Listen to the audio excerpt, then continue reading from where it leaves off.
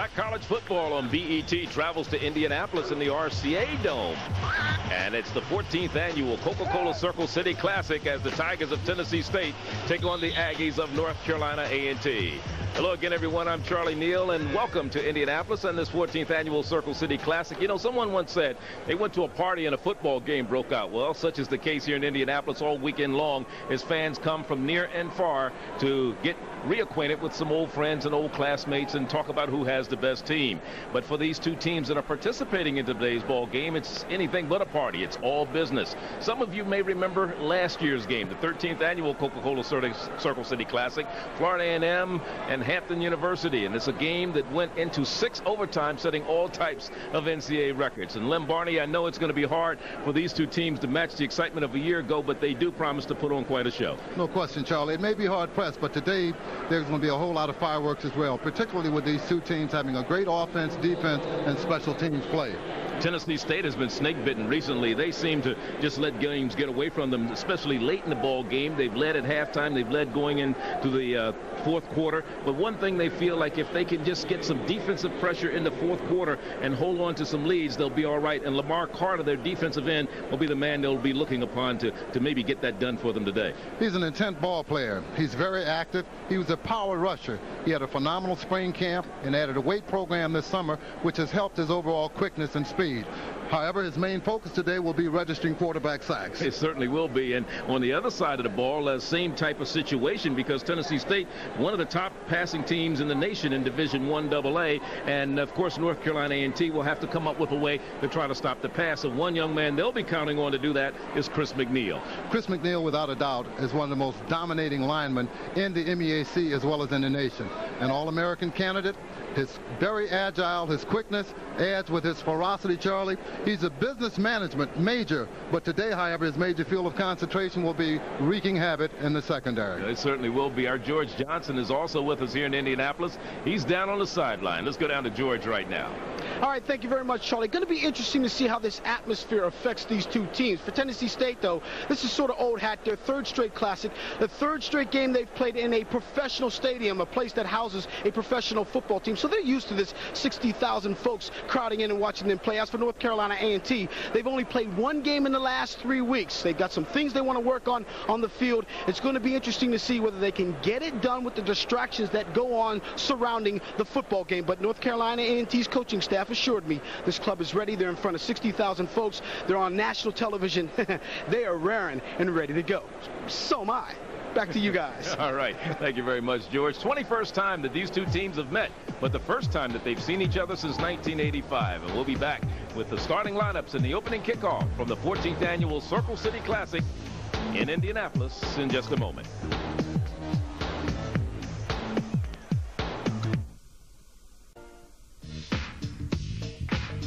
Today's game is brought to you by the more than 1,700 AutoZone stores across America. AutoZone, the best parts in auto parts.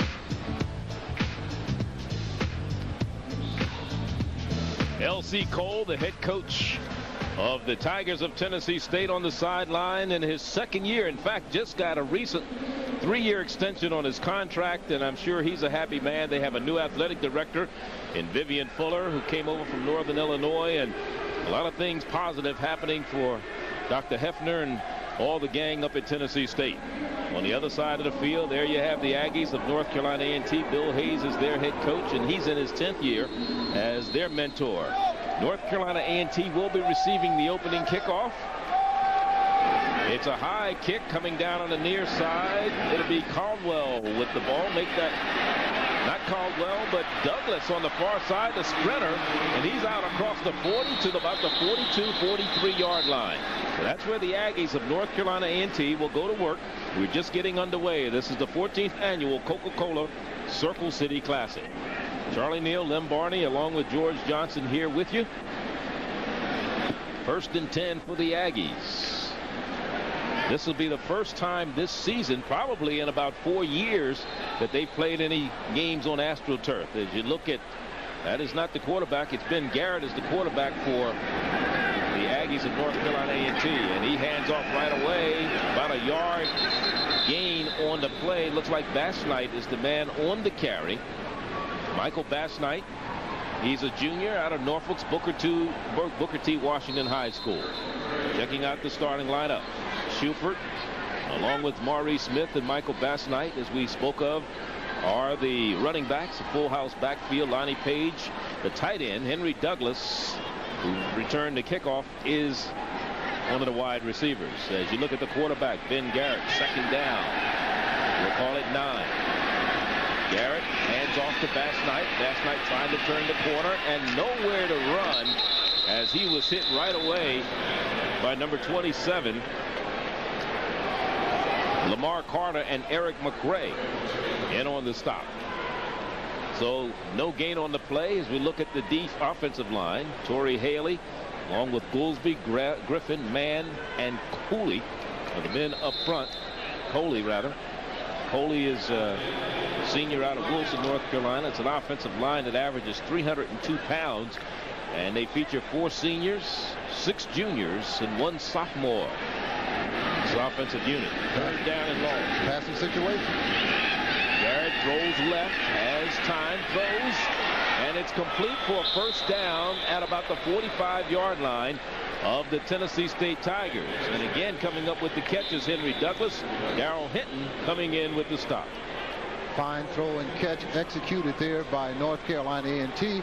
Hinton sort of hesitated on his close move, which gave the quarterback an opportunity to find a wide open receiver for first down yardage. 1st and 10 at the 45-yard line of Tennessee State. 5 down linemen defensively for the Tigers of Tennessee State. We spoke of Lamar Carter. He's one of them. Here we go. Shuford trying to go left, and Shuford struggles for a couple of yards before Eric McRae finally brings him down. Eric McRae has played a fine ball game thus far to date. He's been on 3 tackles. As you look at the rest of the defense for Tennessee State, Sterling and Armon Williams are the linebackers. In the secondary, you have Rooks, Hinton, Hillary, and Joyce. 2 freshmen on the corners. That's Rooks and Joyce. Hinton is the veteran back there, while Jarrett Hillary is a converted running back. So basically 3 rookies in that secondary. On the keeper, straight ahead. The handoff goes into the middle of the line. And coming out again is Bassnight. And there you have the other part of that tandem, Benny Ziegler, number 9, defensively on the stop. As you look at the officials for today's game, Sam Jones is the referee. Head linesman Claude Saunders. Moses Norman is the field judge. Tommy Abbott, the umpire. And the rest of the crew, it's a split crew. Straight ahead, Bassnight in the secondary. Call it one all the way. 42 yards, Michael Bassnight.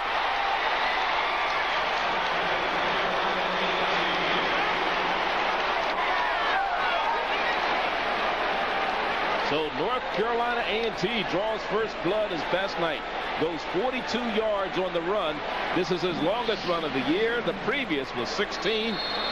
And he's in the end zone with his 3rd rushing touchdown of the season. Get a chance to watch it again as Bassnight almost wing T play, motion, led up into the hole. Bassnight gets into the end zone untouched. In for the point after as Matt Baldwin. He's only missed 3 so far. 6 of 9 coming into today's game. And this one is good. He is 7 of 10. And the Aggies draw first blood. They lead it 7-0. And they go 67 yards. They lead it with 11:52 remaining here in the first quarter.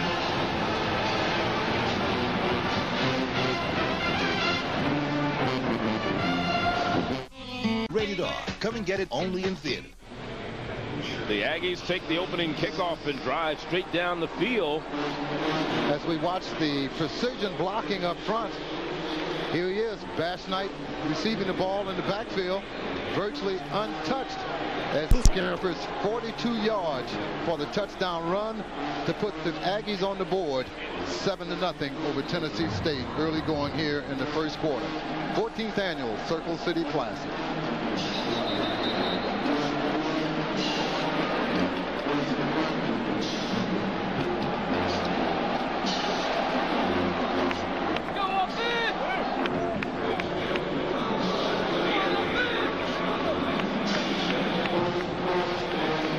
Aggies, of course, very happy bunch.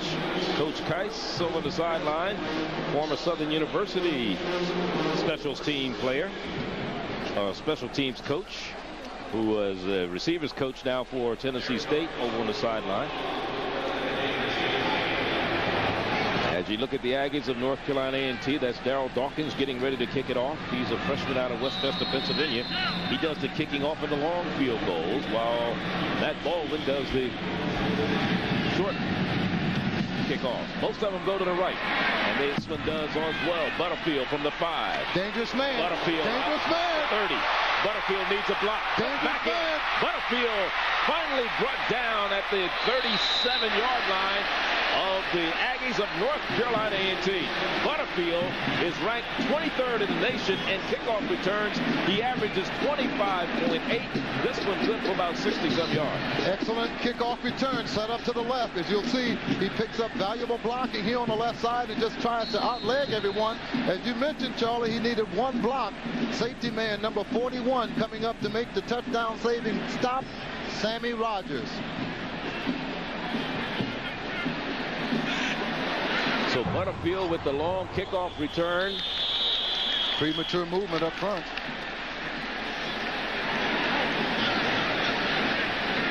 Perhaps offside by the offensive line. Procedure against the offensive line of Tennessee State will move them back 5 yards. Bring up a first down and 15. Butterfield, a dangerous kick return artist. Charlie, you say he's 23rd. That has to move him up in the rankings. Yeah, he just came back 63. As you look at Leon Murray, who's a young man that transferred from Pitt, he's quarterbacking the Tigers of Tennessee State. First and 10. Back to pass. Got time long. Going up top for it all. He's out there. Oh! And he has it at the 1 and goes out of bounds. Butterfield on the reception. It's the Butterfield show so far. It certainly is, Charlie. Get some oleo in here. An excellent throw from Murray. His first play from scrimmage. Throws the takeoff, the deep 6. Butterfield catches the ball, get a chance to see it again. Just a takeoff. He's flanked out to the right. Murray heaves it up. Butterfield is scoping it all away. Beats number 2, goes out of bounds at the 1-yard line. Inside the 1-yard line, will mark it first and goal. Give a chance to see Murray again. Airs it out. First play from scrimmage for Tennessee State. Butterfield had beaten the defender number 2, Torrey Coughlin in the end zone. And this was Davenport. Fumble. Touchdown, Tennessee State. They fumbled. He was tackled. That is Davenport, rather. And someone, I can't see who jumped on the football, but someone got on it in the end zone. Maybe it was Davenport recovering his own fumble. Let's see if they're going to give him the touchdown. Let's look at it once again. Here's Davenport. Davenport is the runner. Meets opposition. Ball comes out right at the goal line. It wasn't Davenport who recovered the fumble. However, Tennessee State is on the board. Point after touchdown coming. Buck Billingsley with the PAT, and it is good, and we have a tied ball game. And we said maybe we won't match a year ago, but maybe we will. Maybe we won't have overtime. We'll just have a lot of scoring. A lot of scoring indeed. It's all tied with 11:27 remaining here in the first quarter.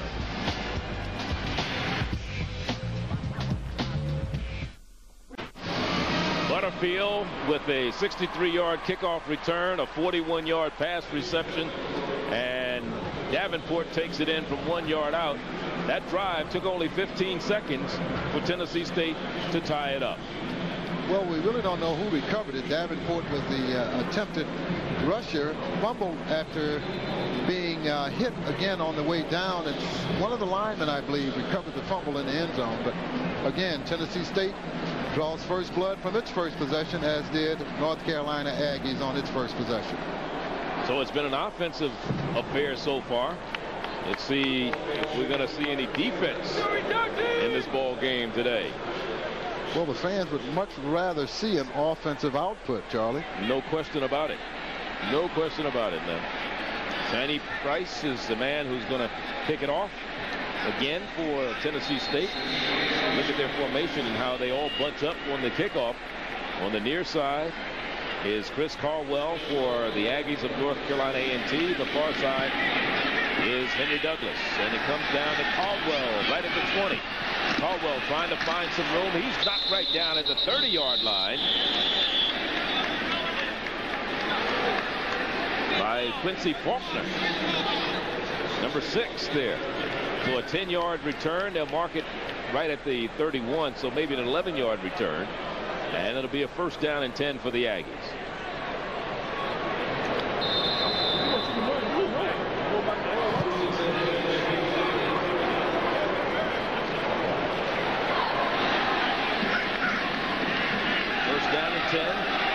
On the counter, they go with Shuford.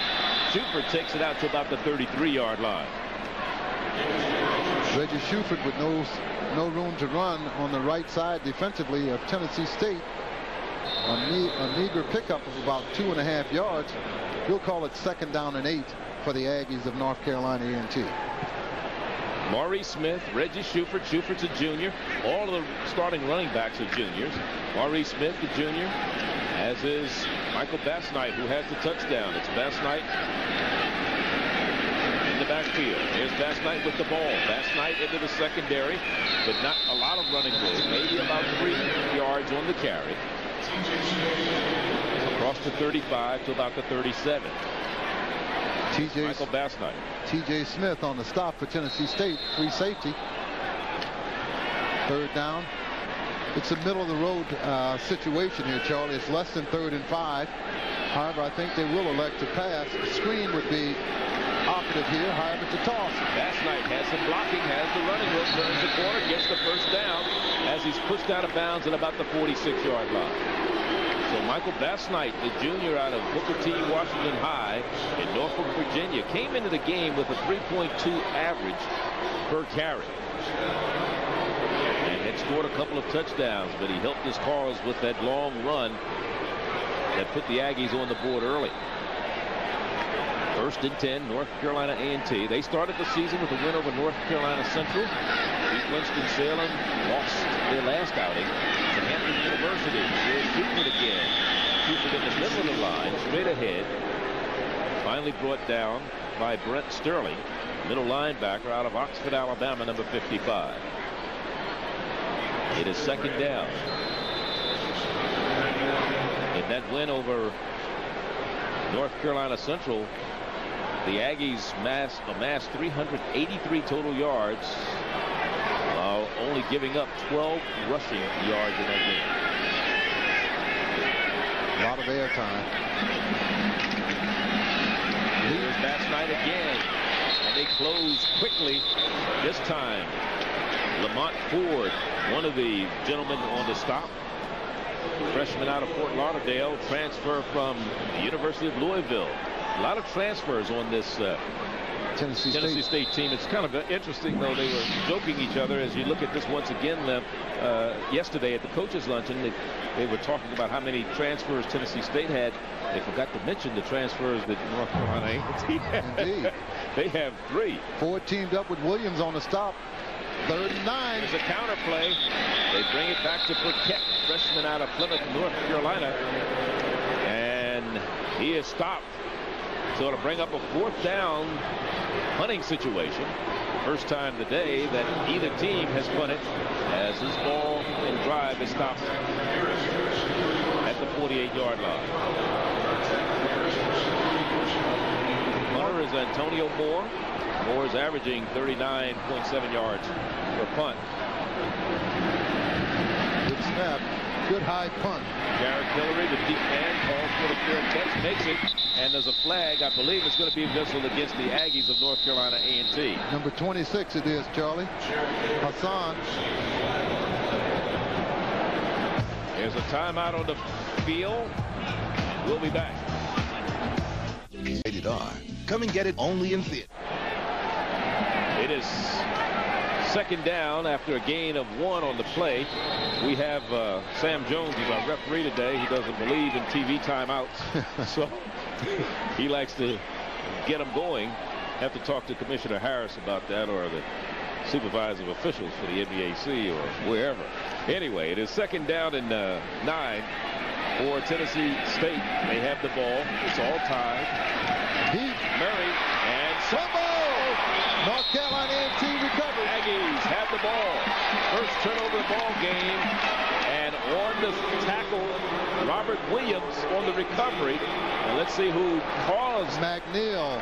It might have been McNeil, and we spoke about him in our opener limb. Indeed we did, Charlie. Said he's one of the most dominant linemen in all of football. Here he is scraping off the right side defensively. There he is, number 9. Looked like number 97 comes up with the fumble recovery in the person of Robert Williams.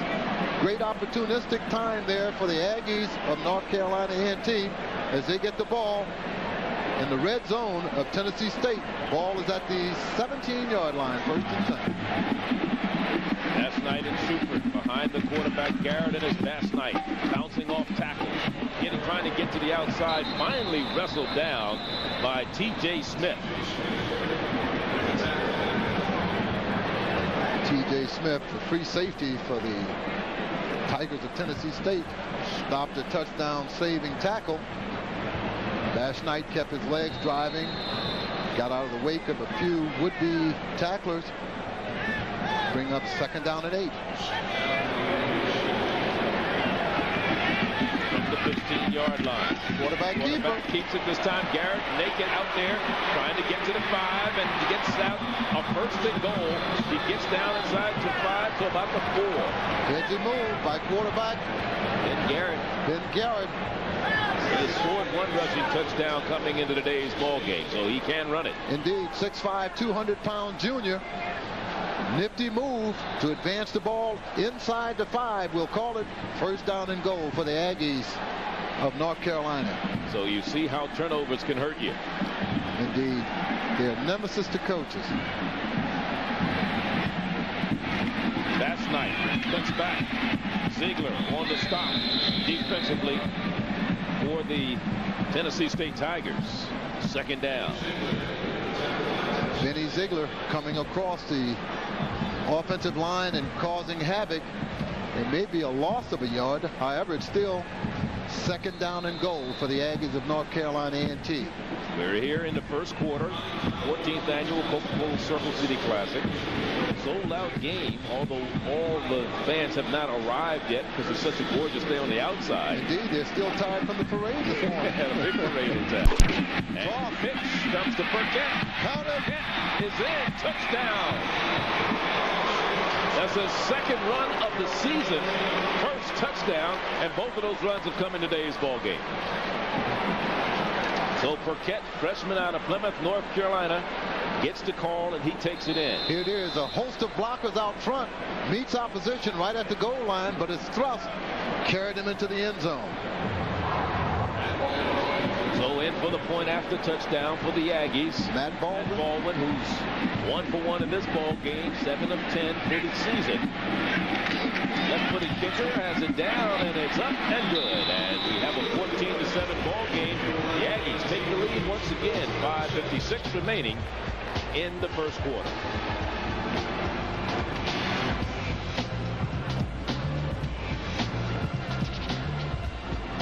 Music, escaping soon. Well, today's great moments is brought to you by Quality Care Service from Ford and Lincoln Mercury dealers.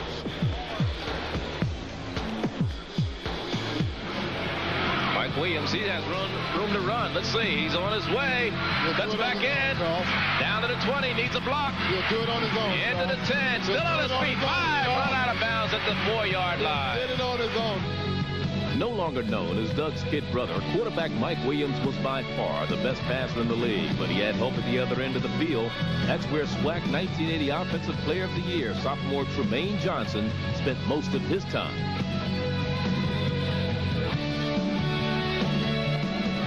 In only 11 games, Williams threw for 28 touchdowns and over 2,700 yards. And that night, the Tigers of Texas Southern were his victim.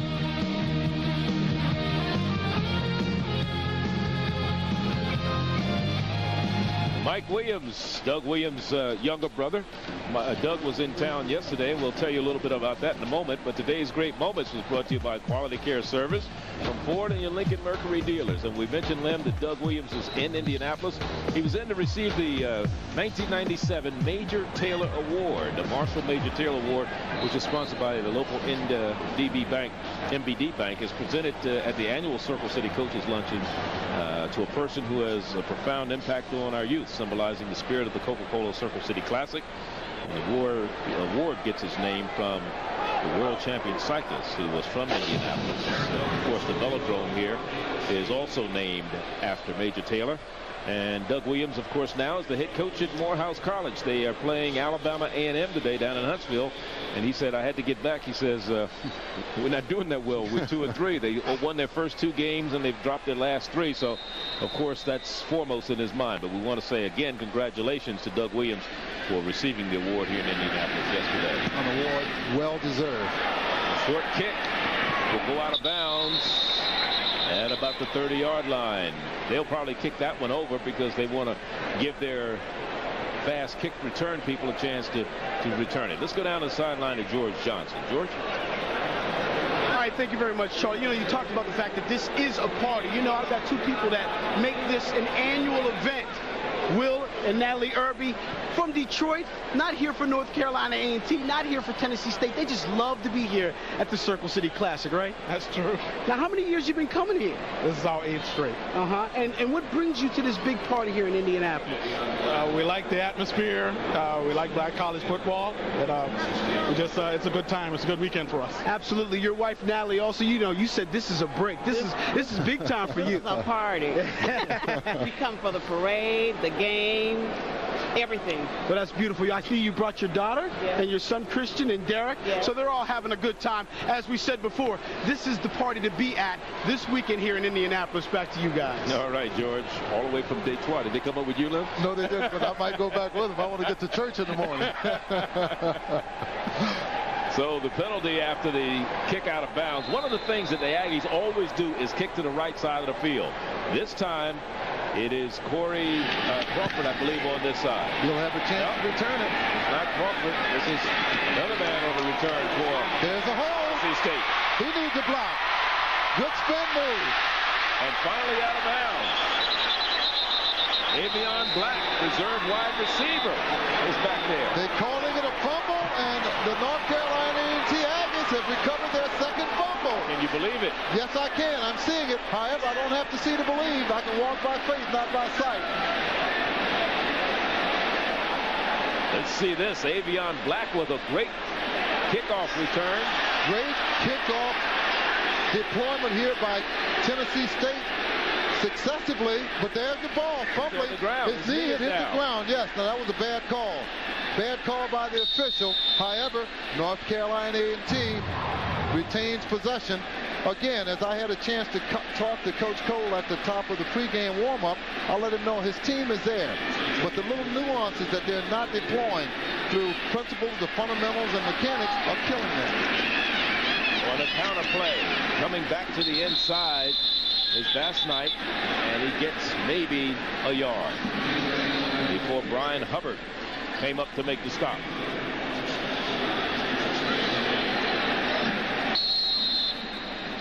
So the turnovers in the ball game, and of course the fans here in the RCA Dome are able to see on the jumbotrons or the big TV screens both ends of the field, the replays, and they weren't in agreement with the officials' call either. Play action. And they like to use it. Incomplete. Intended for Darian Helton, the freshman from Charlotte, North Carolina. They will lull you into a false sense of security. One of the things that Tennessee State loves to do is blitz a lot on defense.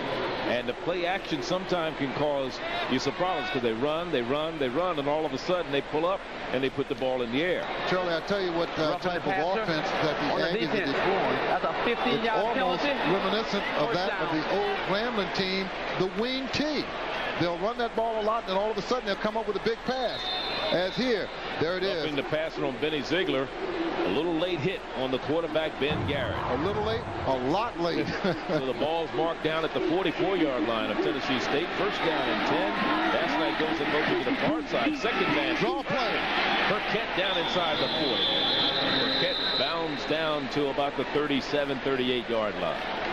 Let's see where they mark it. They're going to mark it right about the 39, outside the 38. It'll be second down. Second about 4. Burkett has a touchdown in the game. Best Knight has a long run for a touchdown in the game. And it's 14-7 with 4:39 remaining here in the first quarter. All 3 touchdowns have come by way of the run. Here's the run again. Another touchdown. Straight ahead. Count it. You won't catch him. Not in. From 34 yards out.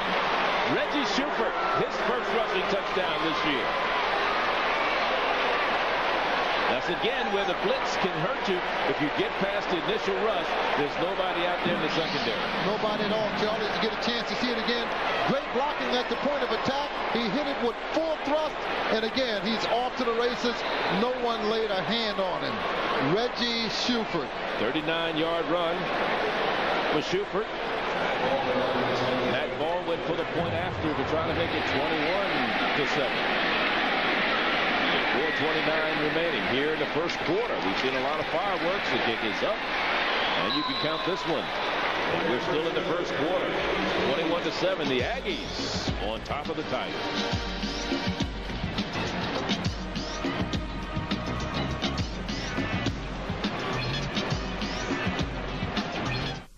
We travel with the best. Best of all, it's thrifty. Charlie Neal, Lem Barney, George Johnson here at the RCA Dome in Indianapolis for the 14th annual Coca-Cola Circle City Classic. As Burkett on the sideline helped carry some of the load on that last drive for the Aggies of North Carolina A&T, which covered 60 yards in 3 plays. They used off 1:18 off the clock. As you look at the score, 21-7. LC Cole's team down 14 points, basically because of 2 turnovers. Exactly, Charlie. That was my exact sentiments.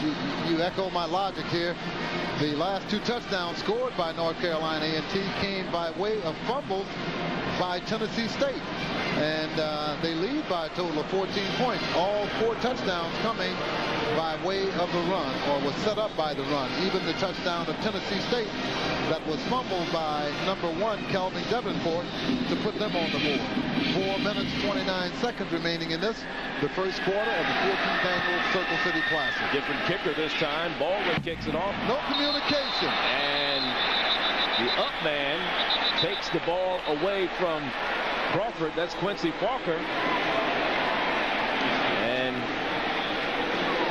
Crawford is saying we should have had the ball. Instead of a lack of a communication, there was no communication at all. Collective pop tabs can be dropped off at participating McDonald's. Didn't hear the call at all. So the ball will be spotted at the 21-yard line, and that's where Tennessee State will go to work first and 10 at their own 21. Trailing by 2 touchdowns here, and we're in the first quarter. Leon Murray.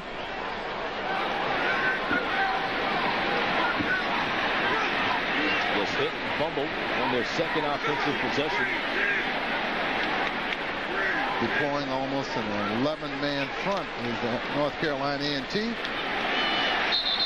try to keep the ball on the ground with Arcente Broom, the fullback, going straight into the gut of the defense, but he loses about a yard. That front 4 with Robert Williams, James Clyburn, Troy Pelshak, and Chris McNeil, creating a lot of problems up front. And you have Jerome Knight faking the blitz from his safety spot. Time is ticking. As Maury gathers himself under center. Second down. And he has the ball, throwing it up deep. What a catch! That's Juan Hall on the reception. Juan Hall, who had lost his starting job to Kevin Jackson, is back at full strength. Charlie, this ball should have been intercepted, really, by number 2 covering Tom Coughton. 57 yards on the reception. Here it is again. He just wheeled that reception. Went up. He wanted it better. He came down with it. Fine gain. First down and 10 for the Tigers of Tennessee State as they are on the prowl. That's the second time Colston has been beaten today on the long pass. Here's Davenport. And now fumble again. Fumble. The third turnover today. Now the officials are conferring. Was he down or was he not? First down and 10 for the Aggies. Their third turnover recovery. Talk about giveaway takeaways. Tennessee State has certainly given the ball away to the Aggies of North Carolina. 3 successive possessions. Coming into today's game, they had fumbled away the ball 9 times. They have 3 in this ball game. So the Aggies get the ball once again at their own 32. First down and 10.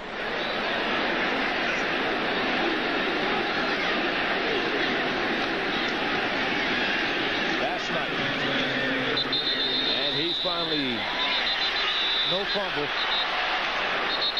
Whistle is blown. He's finally stopped after a gain of about 2. Tennessee State's defense is going to have to play as aggressive as that of North Carolina A&T to come up with some takeaways. So they had the long 57-yard pass that went for naught after a fumble on the next play. Gave the ball back to the Aggies for a third time, all here in the first quarter. Play action. Garrett throws, complete. And it's Douglas for first down across midfield and into Tennessee State territory. T.J. Smith on the stop defensively for the Tigers.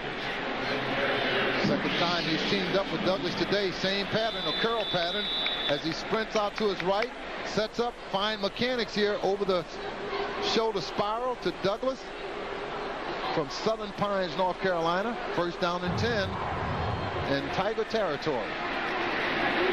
And straight ahead again, they keep the ball on the ground. Flag is thrown from way out. Late hit, left perhaps. field. That was Schufert on the carry that time. Unnecessary roughness, perhaps, to call.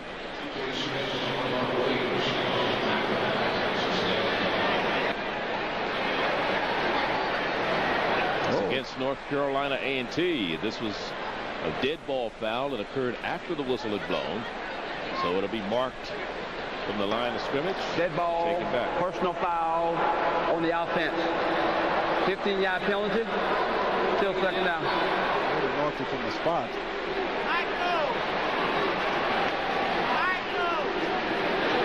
So the ball spotted all the way back at the 41, 42-yard line. That'll be second down and 20. Second and 20 for the Aggies. One lone setback. Reverse, double reverse, double reverse. And Burkett short of midfield. Pick up about 8 on the game. Did a pretty good job. You can say that about it. Double reverse, Charlie. You rarely see that, not only in college or in professional ball, but because of the hazards of mishandling that ball. If you had a chance to watch it again. Well, it's like magicians in the backfield. If you're Armand Williams, your eyes going every which way trying to figure out who has the ball. Indeed, and throwing the block was the quarterback, Garrett himself. I'll tell you, he's a very talented individual. He can also play wide receiver, and he has caught a pass this year. Play action. And Schufert with the reception. Schufert, first down. Aggie at the 37-yard line.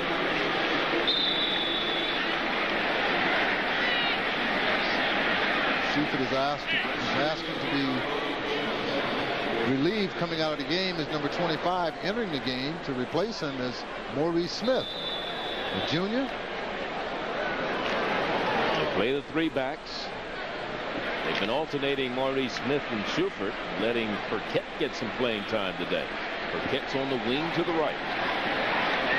Burkett's in motion. And it's Bass Knight inside the 35 to about the 34-yard line as they continue to grind it out on the ground. First time, as I mentioned earlier today, that this Aggie team has played on AstroTurf since they were here 4 years ago, and Coach likes it. Coach Hayes says his team is fast anyhow. This makes them even faster. Sometimes you go to these stadiums and they don't cut the grass. It slows your running backs, especially if they're quick. It slows them down, but not a problem here, especially in Indianapolis where there's a new rug on the floor for the Colts. But just the end of the first quarter, and we have a 21-7 ball game with the Aggies of North Carolina A&T leading the Tigers of Tennessee State. And we'll be back with second quarter action in just a moment.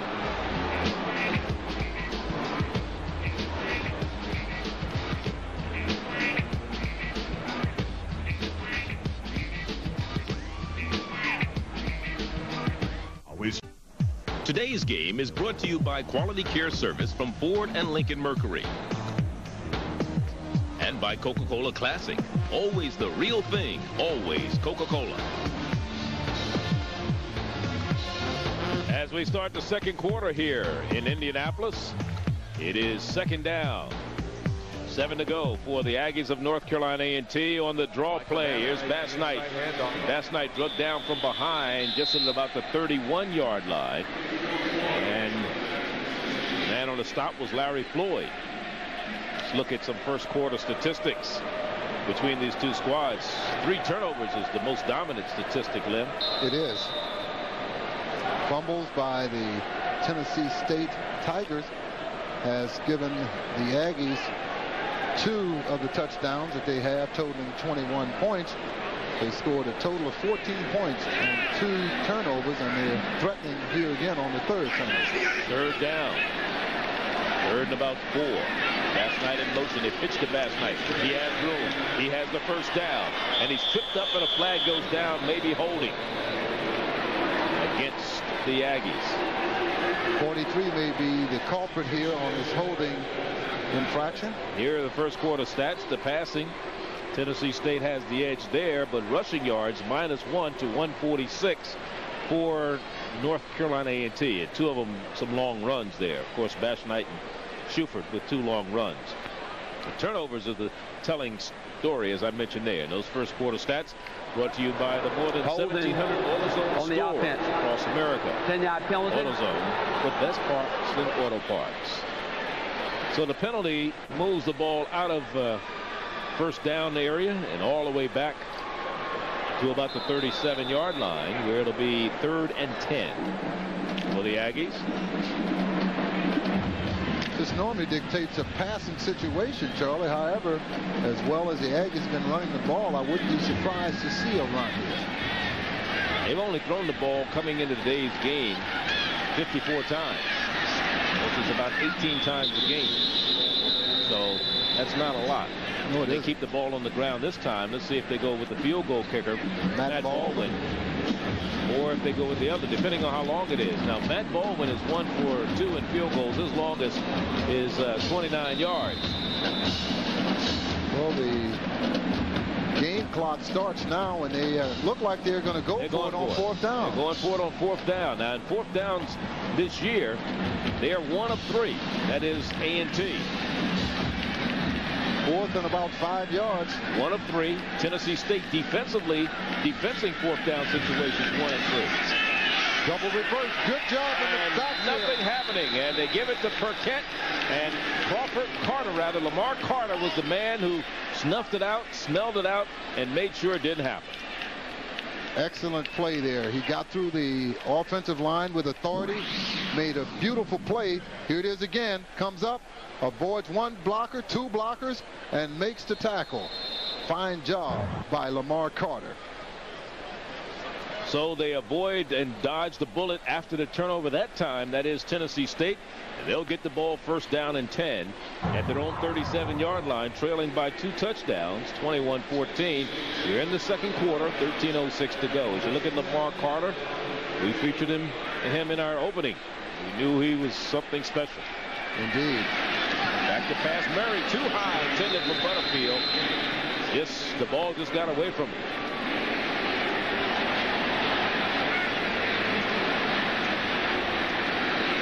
North Carolina A&T turns it over on downs. 4th down attempt went awry. Stop made by Lamar Carter. That's the first incomplete pass in the ball game from either team. The first one by Leon Murray. He was 2 for 3 in passing. 2nd down.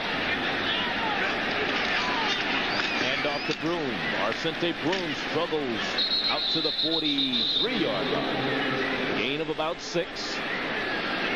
Tough 6 yards by Arcente Broom. It'll be 3rd down and about a long 4. Closer to 5. Aggressive as both defenses.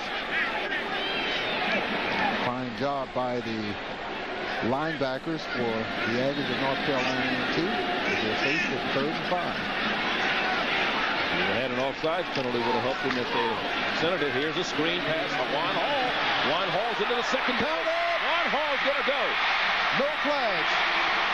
57 yards for Juan Hall. His second longest reception of the year. Previous, it was 34. And for Leon Murray, that is his 8th touchdown pass this year. Get a chance to see it again. It's well set up here. Hall comes back into the center of the field, picks up valuable blocking, and is off to the races untouched as he scampers 56 yards for the score. Timeout now being taken by the Tigers of Tennessee State. He probably didn't have the right special teams grouped together. It was a so simple screen, but it had some great blocking downfield. Look at the guys up front. Raymond James, along with Tim Ratliff, leading the way. And here goes Juan Hall into the end zone with his 3rd touchdown reception of the year. Look at it once again. They had a blitz on. And we're going to look at it. Here's Juan Hall. He's a redshirt senior from Maplewood High in Nashville. He was a walk-on back in 1993. There's a timeout on the field. We'll take one. 12:15 remaining. 2nd quarter.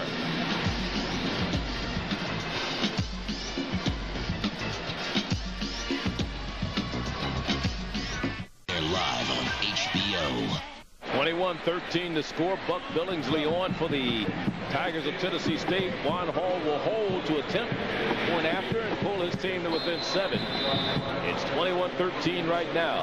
Juan Hall, the man who has 2 receptions in the game for 103 yards and a touchdown. Here's Buck Billings, from White House, Tennessee. Junior. There's the kick. It's up. And a roughing the kicker penalty. The kick is good. So we're probably going to have. Let's see what happens here. Is he hurt, or is that an acting job by Buck Billings? Now, well, I don't know if he's hurt, but it was roughing the kicker. Yeah, he's still limping noticeably. Get a chance to watch it again. From the left side, watch it. Timing tuned with precision. We'll watch the execution by the offensive lineman of Tennessee State. Great job. Look how far they are down the field.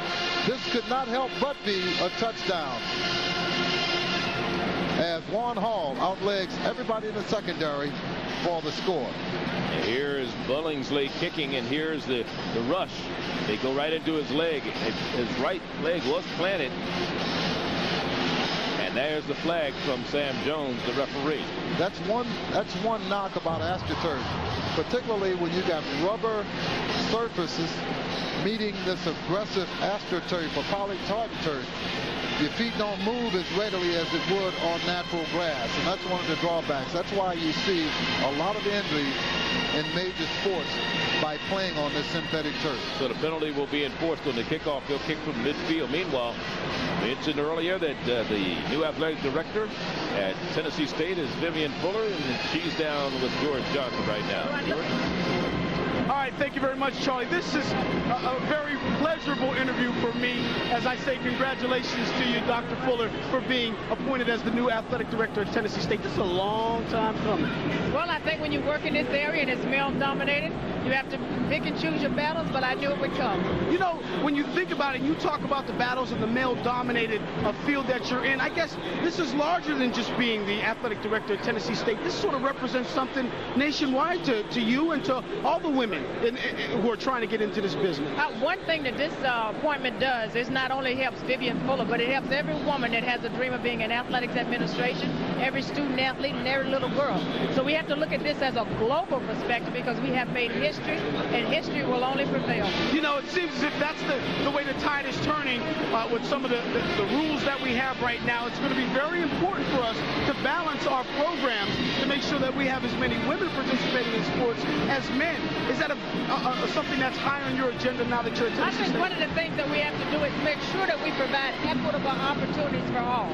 Women are out there, and we've got to be responsive to their needs. And there is a need for women in athletics administration, as a student athlete, as an administrator, and also those that are trying to break into this profession. That's one of my goals, is to help women get in this profession. That's very beautiful. You know, before I let you go, I know you used to work at North Carolina A&T. You're still a Tennessee State person all the way, aren't you? Well, I want you to know that North Carolina A&T has a dear spot, but today I'm going for Tennessee State, and I'm looking for when the clock is over. All right, well, congratulations to you. Dr. Vivian Fuller, the new athletic director at Tennessee State. Back to you, Charlie. All right, just been in the job just a few days, so it's been a whirlwind tour for her. As the kickoff was Larry Floyd was down real quickly on the stop of the return. Now let's look at some updates of some other scores brought to you by Denny's. Happening around black college football. Bowie State comes away with, I believe that's the final score, a winner over Gannon.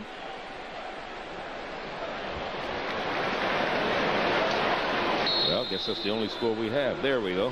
Hampton University, a winner over Florida. That should be Florida A&M, not Florida State. I don't think they beat Florida State. The 13th annual Circle City Classic participants from last year. Well, it was Florida A&M that was the loser and puts Hampton right on top of the MEAC conference. Brought to you by Denny, serving grand value breakfast. Starting at $2.99, Denny. Now, doesn't that sound good? As last night is led by Ziegler, along with Armand Williams, the linebacker. From out of Detroit, Michigan. I saw his father as I was going down on the field, and he told me to remind his son that he's here from Detroit. Let's play a whale of a game. From Benedictine High, transferred out from Eastern Michigan first. So a loss of about 3 on the play. It'll be second down and 13 for the Aggies of North Carolina A&T. Here's Garrett rolling left, throws and almost picked off by Darrell Hinton, then almost caught. By Vashnight as he attempted to catch a deflected pass, and while he was down, he figured he'd get a little exercise in as he did a series of about 10 push-ups. Give me 10. Get a chance to see it again. Quarterback scrambles out to his left. Ben Garrett does. Watch it. Well, they're not going to run it, but he gave a quick 10. Up, down, up, down. Third down and 13. Henry Douglas comes to the near side. Back to pass is Garrett again. Looking in the middle of the field. Going for the deep set. Tennessee State player was closer to it, and that was Eric Joyce, the freshman out of Nashville's Whites Creek High. We spoke of the fact that they have 2 freshmen on the quarters, and Abdul Rooks and Eric Joyce, but they're not rookies anymore. They have been against some of the best teams already this year in Florida A&M. Jackson State, so they've had their baptism of fire. No, you're not a rookie about anymore. No, you're not. No, you're not. They've been in the fire already. Now they're displaying their skills, talents, and attributes. Fourth down is facing the Aggies of North Carolina A&T as the punter is deep in his own territory, just inside the goal line, 1 yard deep. This will be his first punt of the day. This is Ashley Johnson punting. Correction, rather. Got a chance. Antonio Moore, rather. Trying to turn upfield. is Jared Hillary. He takes it back to the A&T 40. Fine field position for the Tigers of Tennessee State as they're trailing in this ball game by a touchdown, 21-14. Some early turnovers got the Aggies on top of the Tigers, 21-7. Quick turnover by the Aggies have now put Tennessee State back in the hunt as they're trailing by 7. 11 minutes, 15 seconds in the second quarter. Murray throws, caught inside to Corey Sullivan, the 25 to about the 24-yard line.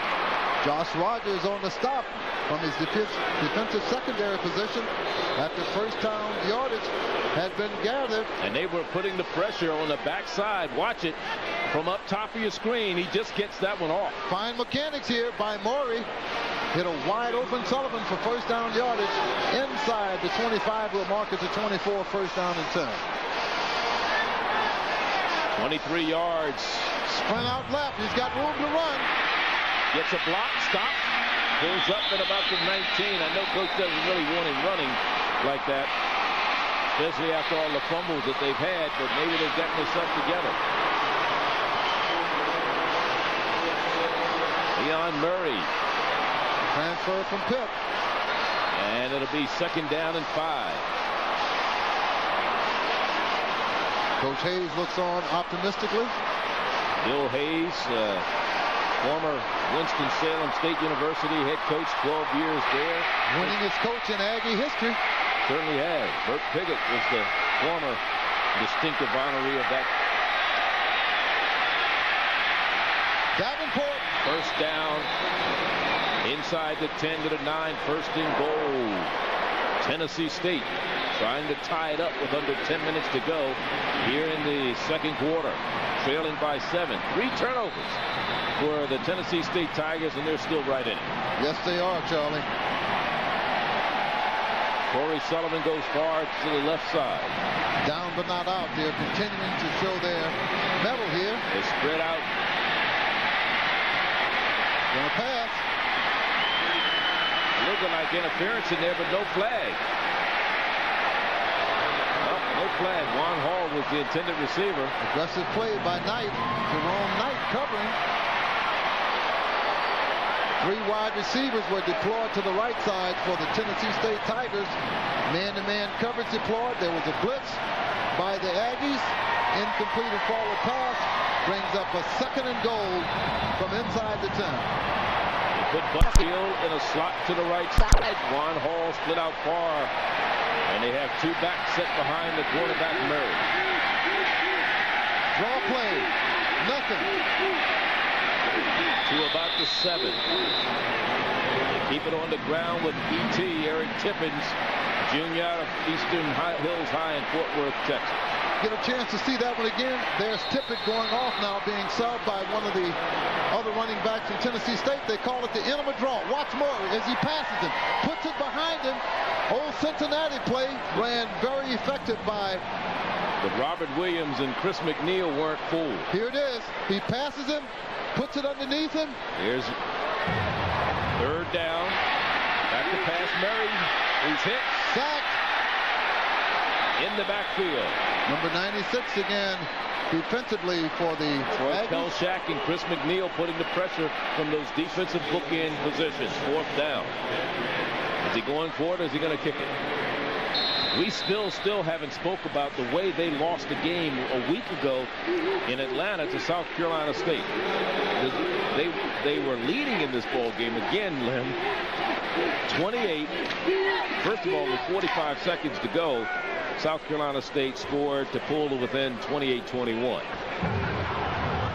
So now Tennessee State gets the ball back. They got to go for the field goal here. Buck Billingsley. And they get a flag. Maybe delay of game. That's what it is. It took too long, so they're going to move it 5 yards further back. So now they move the ball down the field. With 8 seconds to go, they try a Hail Mary pass. The pass is intercepted at the 11-yard line by South Carolina State.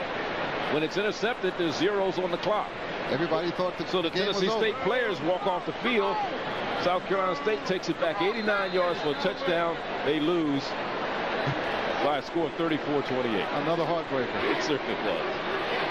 I've never seen a game lost like that. Billings again on for the 3-point conversion. Blocked. And it was, let's see who blocked it. I think it was number 2 who came in to block it. Torrey Colston, who'd been burned on 2 long passes, but he came in to block that one. What a redemption here for Coughlin. He comes up with the block.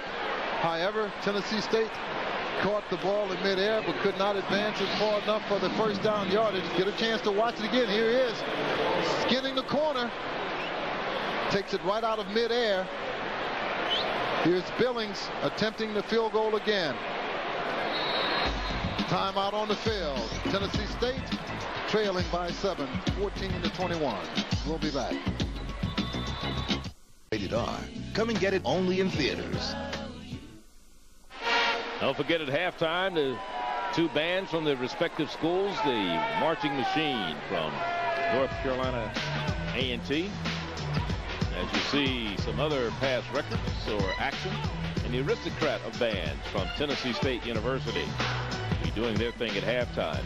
And last block by Costin makes it the 4th time this year that the Aggies have blocked an opponent's kick.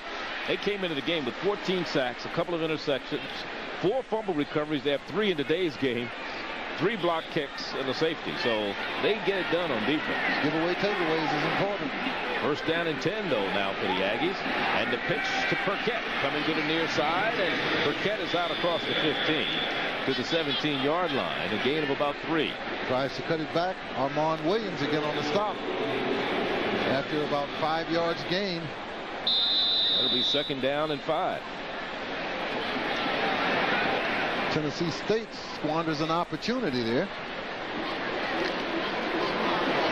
Next week, the Aggies will be at home against Florida A&M, a loser today to Hampton University. And again on the delay, they give it to, is that Schubert or Bassnight? That was Schubert, I believe, on the carry. It was. Lamar Carter, tremendous defensive ball player on the stop for the Tigers of Tennessee State. You can find out more about what's happening with black college football Anodyne online just by dialing www.hbcusports.com. HBCU, historically black colleges and universities, sports.com. Surf the web. Harris going for the deep six. Maybe interference. They didn't call it. They called incidental contact. They were trying to get it out to Henry Douglas, covering downfield. Jennings. Long way for him to run. Certainly was. Again, incidental contact, as you mentioned, Charlie. Goes for naught, brings up a 3rd down situation for the Aggies of North Carolina A&T. Here's the incidental contact. There it is. They're trying to untangle. Now they're calling interference. Somebody else. There it is. They did, right at the 50-yard line. I didn't see the flag come out. I did. He did in the replay. I didn't see it either in the actual unfolding of the play. But again, the replay camera showed it very vividly. Dirty towel was in the air.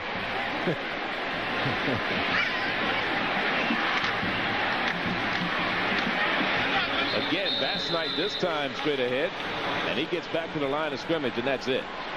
Number 99 on the stop for Tennessee State, Jamal Graham.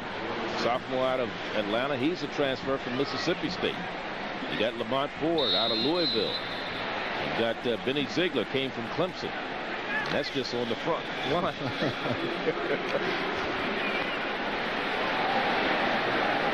Second and 10 for the Aggies from their own 32-yard line. Schubert to the 35-yard line. Armand Williams, one of the men on the stop defensively, number 58 there from the Benedictine High in Detroit from Eastern Michigan University. Jamal Graham on the stop again. 3rd down and about 7. 5 minutes 52nd and counting here in the second quarter. 13th annual Coca-Cola Circle City Classic. Glad you could join us. Aggies came into the game 2-1. Oh, bad pass night. It'll bring up a 4th down situation.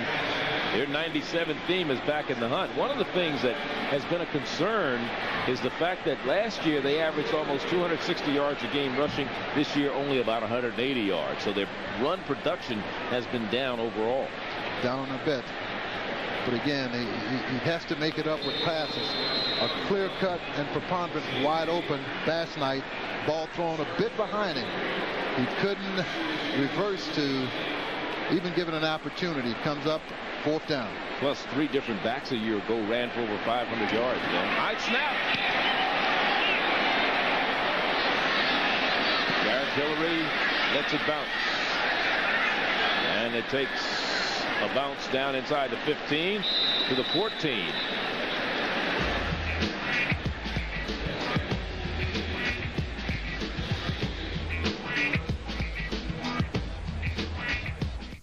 Lincoln Mercury dealers. Back at Indianapolis at the 14th annual Coca-Cola Circle City Classic. I'm Charlie Neal along with Lem Barney and George Johnson. And let's go down to the sideline where George is. George? Charlie, you know, earlier in the ball game, remember the long pass play that Jackson State was able to complete and right before they went in for the touchdown? Well, the guy who got burned on that play was Torrey Costin, the defensive back for North Carolina A&T. I was on the sideline right after the play, and he kept assuring his team that, don't worry, I'm going to get it back. I'm going to get it back. Well, obviously, after coming up with the block kick just a couple of minutes ago, I think that he fulfilled his promises for his team. Back to you guys. Well, not only that, George, he was burned twice in the first quarter, if you remember. But he did redeem himself in fine style. 1st down and 10 for Tennessee State. All rested right inside the 15 at the 14-yard line. Long count by Morris, keeping the defense on edge. And a high pass. Corey Sullivan off his hands and almost intercepted. A hospital ball thrown by Murray, almost intercepted. They call it a hospital ball because it'll put you in the hospital putting it that high. B.J. Little is the man who almost came up with it. Here it is again. A bit high for Sullivan, almost intercepted by 2 defensive players in the secondary. Again, comes up incomplete as forward pass. Bring up a 2nd down and 10 for the Tigers of Tennessee State at their own 15-yard line. 5:16 to go in the second quarter. Here comes the blitz. Wide open downfield if he can get it to him. Butterfield. Oh, what a score! Butterfield. No flags. 85 yards to Butterfield. The longest completion for Tennessee State this year. The previous long one was 84 against Middle Tennessee State. That went to Corey Sullivan. This one of 85 yards to Tyrone Butterfield.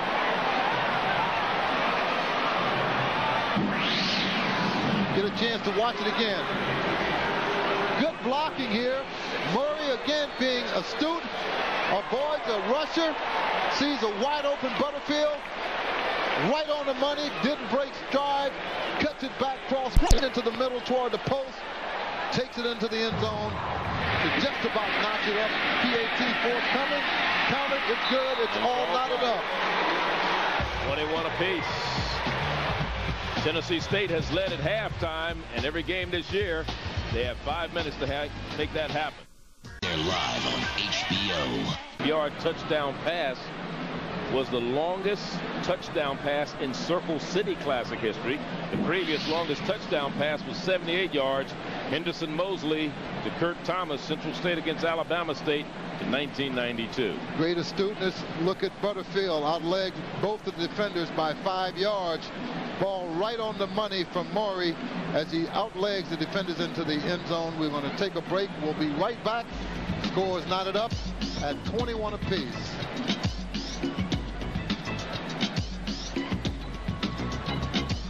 Wanted, rated R, starts October 10th. Charlie Neal, Lem Barney, and George Johnson at the 14th annual Coca-Cola Circle City Classic. We're at the RCA Dome here in Indianapolis, Indiana.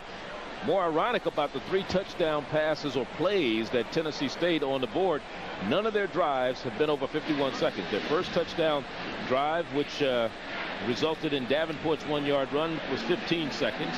That came after that long kickoff return and then a 41-yard pass downfield. Then their second touchdown drive took only 51 seconds. And their third touchdown drive, only 21 seconds. Quick, fast, and in a hurry. Yes, indeed. Remind me of the old Mississippi Valley team. Yes. They didn't believe in any drive. Take it over a minute. Not at all. With Jerry Rice and Totten were there. Yes, the greatest show on earth. Here's the kickoff. Coming down on the far side, it'll be Caldwell on the return. And he's out to about the 33, 34-yard line. Chris Caldwell averaging 29 yards per kickoff return coming into the game because he'd only returned one, and that was for 29 yards. Yes. So that'll keep your average up, right? No question. Speaking of the Mississippi Valley State greatest show on earth with Jerry Rice and Willie Totten, that was engineered by the gunslinger. I understand he's down in the Houston area now working in athletics. Bill Hayes.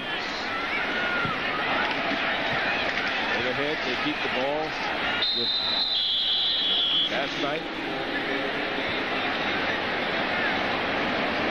And Bass-Knight across the 35 to about the 36, 37-yard line.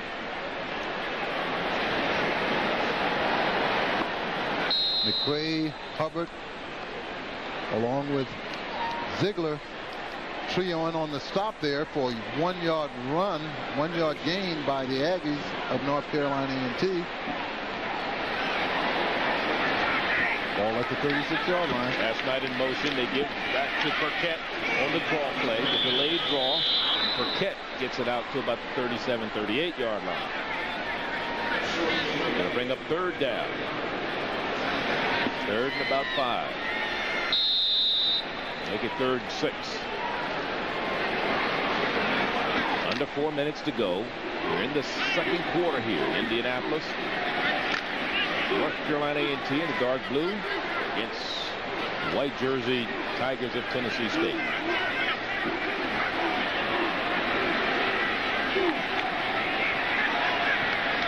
Last night motion, timeout taken. No.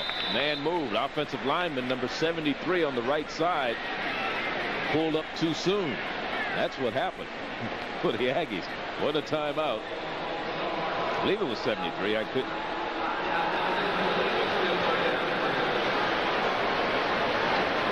One of the offensive linemen, right tackle. When the little things come to haunt you like a bad dream in May. So now it's 3rd and 11 rather than 3rd and 6. Back to pass is Garrett. He had some pressure, has some room over there. And he gets around, but he will not get the first down. Goes out of bounds. He dived for the first down, but he went out of bounds at about the 40-yard line. A desperation leap, which will bring up 4th down and about 4 or 5 for the Aggies. What a desperation leap. Here he feels heat by number 92 as he breaks off a would-be blocker, Hubbard. Outlegs number 9 Ziegler, and there he goes leaping, but he's out of bounds, leaping for that down marker. So Antonio Moore will punt for the 5th time this afternoon. Heads up play by Garrett, all for naught. Great effort. Averaging 40 yards on 3 punts so far. Good end over end kick. Jarek Hillary going backward. Dangerous. They have a wall. Still on his feet. Cuts inside and finally down at the 25-yard line. 3:04 the time remaining, and a chance for Tennessee State to do what they've done in previous 4 games, and that's lead at halftime. Hotel accommodations provided by AmeriSuites Indianapolis, located at the Keystone Crossing Complex. AmeriSuites offers comfort and convenience for business or pleasure with beautifully appointed suites and meeting rooms. For your next successful meeting or superb suite accommodations, call AmeriSuites at area code 317-843-0064 or 1-800-833-1516. They also provide great breakfasts over there as well. The AmeriSuites. 1st and 10. Murray rolling left, has room, decides to keep it, and gains a yard or two. Boy, he's finally brought down by McNeil. Along with, he had some help from Redder, Corey Redder, Jr. out of Largo, Maryland.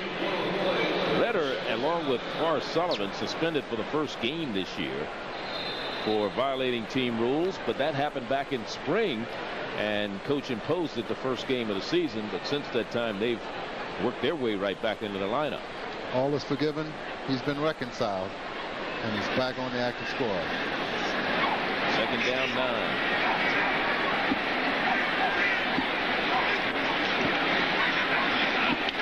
Keep the ball on the ground, and they go straight ahead. Arcente Broom, and they bring up a 3rd down after he gets yardage out to the 31-yard line. 3rd and about 4. Game clock is counting. They're still bringing in wholesale substitutions. Is Tennessee State. He still hasn't got a play that's designated. He's got wide receivers spread out all over the field, though, I can tell you that. So they're going to try to create some havoc. This is how they scored just moments ago. Clock down to 1:40 to go. Murray with time, stands in there, being rushed. Across the field, incomplete. Hit the turf. Intended for Butterfield. 4th down. Could not connect on third down and about 4. Brings up a punting situation. The Aggies of North Carolina A&T will have a go at it with 1 minute and 30 seconds remaining in the 2nd quarter. So for Tennessee State, this will be their first punt of the day. Ashley Johnson is on to do it. Ranked 37th in the nation in 1AA in punting. Christopher Caldwell deep for the Aggies to return the punt. They lock. Oh, how did he miss it? And they rough it. They're going to get a flag. Had to close his eyes. Didn't get a flag. The official was going to throw the flag. He had his hand on his pocket. Okay, now he throws it. Took him long enough. Yes, it did. What a delayed call by the ref, who should have called it. Well, he had his hand on his flag a long time. Too long, and now he's about to call it. Well, he's going to call it now. Personal foul, roughing the kicker against the Aggies. Tennessee State retains possession with 1 minute and 21 seconds to go. And again, Charlie, they had the opportunity to do what they've done in the last few ball games, lead at halftime if they can get a score on the board. So that gives them new life and a 1st down all the way out to the 46-yard line. 1st and 10, Tennessee State finally maybe getting a break or something going their way. On the defense, 15-yard penalty, 1st down. But there were 2 would-be blockers there, Charlie, and the only way I can say they missed it and roughed the kicker. Well, they didn't run into each other. They had to close their eyes. If they'd have ran into each other, they'd have blocked it probably. It is 1st down and 10 for Tennessee State. They have new life at the 46-yard line. 1 lone setback behind the quarterback, Murray. Tight end in motion. That's Toomer. The pitch goes to Davenport. Around the left side, maybe a half a yard. Calvin Davenport, Jr. out of Brainerd High in Chattanooga, Tennessee. A man on the carry. Time is of the essence. 1 minute, 7 seconds. Game clock is yet to start. Ball is in place. It starts counting down. 23 seconds now. Tennessee State is a bit lethargic in getting plays in from the sideline. As a result, they almost have to hurriedly. No, they don't want A&T to have the clock. They don't want them to have any more time. But it puts the shotgun. Stepping up, incomplete, intending the pass for Avion Black, and we have a flag again. Maybe this one's holding. Oh, face mask. This one goes against Tennessee State. But now the time is when the play should be shuttled in from the offensive coordinator on the sideline, so they can get in a huddle, or at least get the play call to the personnel that is designed to go to. On the offensive team. Wholesale substitution again is continuing for Tennessee State as the official gives the preliminary signal. face mask against the Tigers of Tennessee State. Brings up second down and about 24, 25 yards to go. With 43 seconds to go in the half. Double wing for Tennessee State. Shotgun for Murray. And they give it to Davenport straight up the gut. They didn't give it to the quarterback. They sent it to the up back, the running back. Little trickery. They like to do that. They even have halfback passes in their repertoire. That is Tennessee State, and they get it out to about the 44-yard line. Clock still running with 25 seconds to go. Almost reminiscent of the old Boomerooski from the punt formation. Now let's see if they do a Hail Mary here. Another one. 3rd and 11. 12 seconds remaining in the second half. Heat. And the quarterback is sacked back at the 35-yard line. That'll probably be the last play of the first half. They'll go into the locker room all knotted at 21 apiece. We're at the RCA Dome in Indianapolis. This is the 14th annual Coca-Cola Circle City Classic.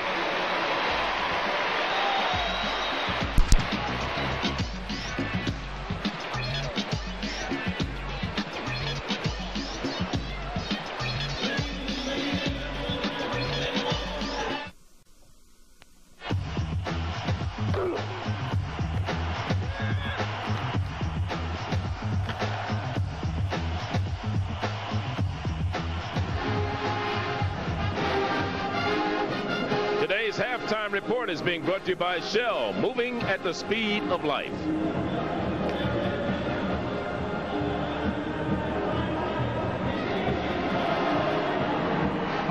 Joined by Bill Hayes, head coach of North Carolina A&T. You were talking a little bit about all the big plays that were going on in the first half. Did that make you happy? Not too happy? Not too happy. Tennessee State is a very explosive team. Their passing game is awesome. We got to try to figure out a way to slow them down when they've got the ball. And then we've got to do a better job with our play-action passes and our running game. You know, it seemed as if everything was going for you. You got some turnovers early on in the first half, like you were going to run away with this thing, but it didn't happen. Tennessee State's too good for that. You know, we came in this game committed to play 4 quarters, and that's what we're going to do. All right, good luck to you second half. Head coach Bill Hayes of North Carolina A&T. Back to you, Charlie. All right, thank you very much, George. All tied at 21, and of course, he's got to solve the problem of those long passes, which Tennessee State has been able to complete. They completed 3 long passes in this ball game, 2 of them resulting in touchdowns, one for 85 yards, and the other one for 39 yards, 57 yards, I should say. So that's one of the things that they're going to have to do. They're going to have to get to Leon Murray, and I'm sure he'll talk about it in halftime. Of course, on the other side of the ledger, it's got to be Tennessee State's LC Cole, kind of concerned about the turnover situation. Got to remember 3 turnovers in the first half, 2 of them leading to North Carolina A&T scores. So that's the way we stand at halftime, all tied at 21 apiece. And of course, as always, when you come to the Coca-Cola Circle City Classic, there's always the battle of the bands. And the marching machine from North Carolina A&T, they're down on the sideline right now. Dr. Johnny Hodge is the band director. He's been at A&T for the past 17 years, and the band consists of several sections that have dynamic names to reflect their dynamic performances. The drummers are known as Cole Steele, the saxophonists, Thunder Brothers, and the trombones, the Freight Train. The majorettes are the Golden Delights, A&T's marching machine. Not composed of all music majors, most of the band members are in the School of Engineering, Business, and Arts and Science. Let's listen to the North Carolina A&T marching machine. The official band of the Carolina Panthers, the Carolina Cougars of the NFL.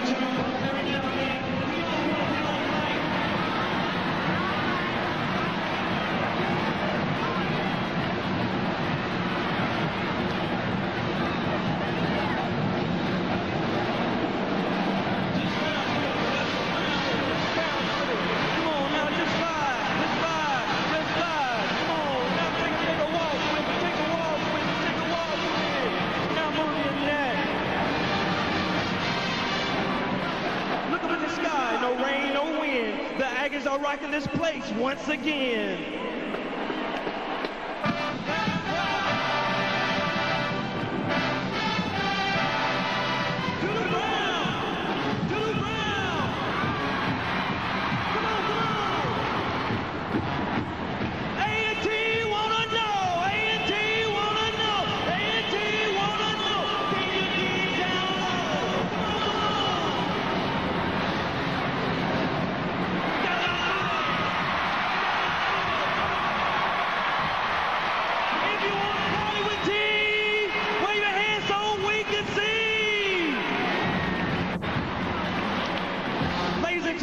These are some of the things that make you want to say,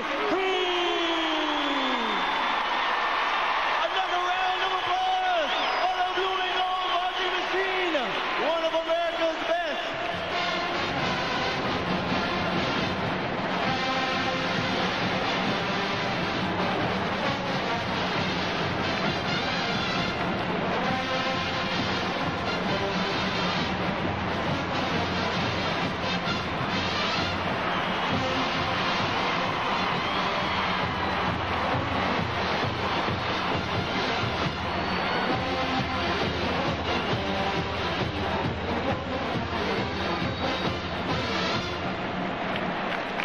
Ladies and gentlemen, the marching band from North Carolina A&T under the direction of Dr. Johnny Hodge.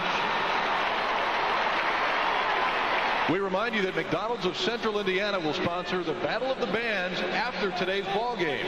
McDonald's is also proud to announce a dramatic increase in the number of black owner-operators at McDonald's restaurants. Here are the Indianapolis region black owner-operators and regional staff. James Daughtry, lead.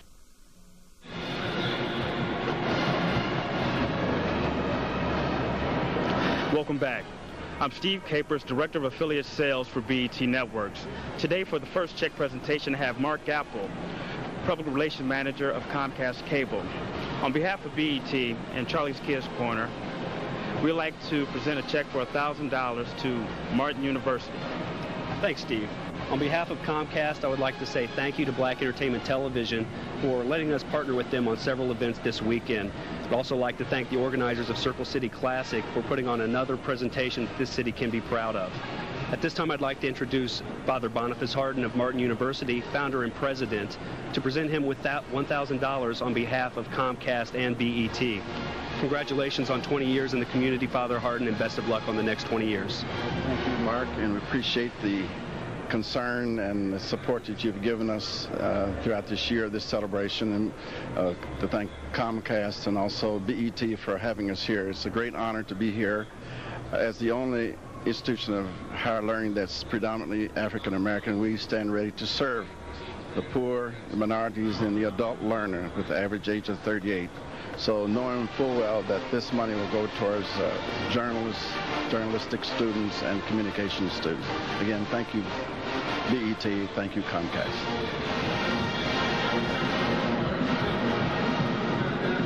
Of course, Martin University being recognized the only black university in the state of Indiana, and of course, the only university named after Martin Luther King Jr. receiving a check from Charlie's Kids Corner for the fine work that they do.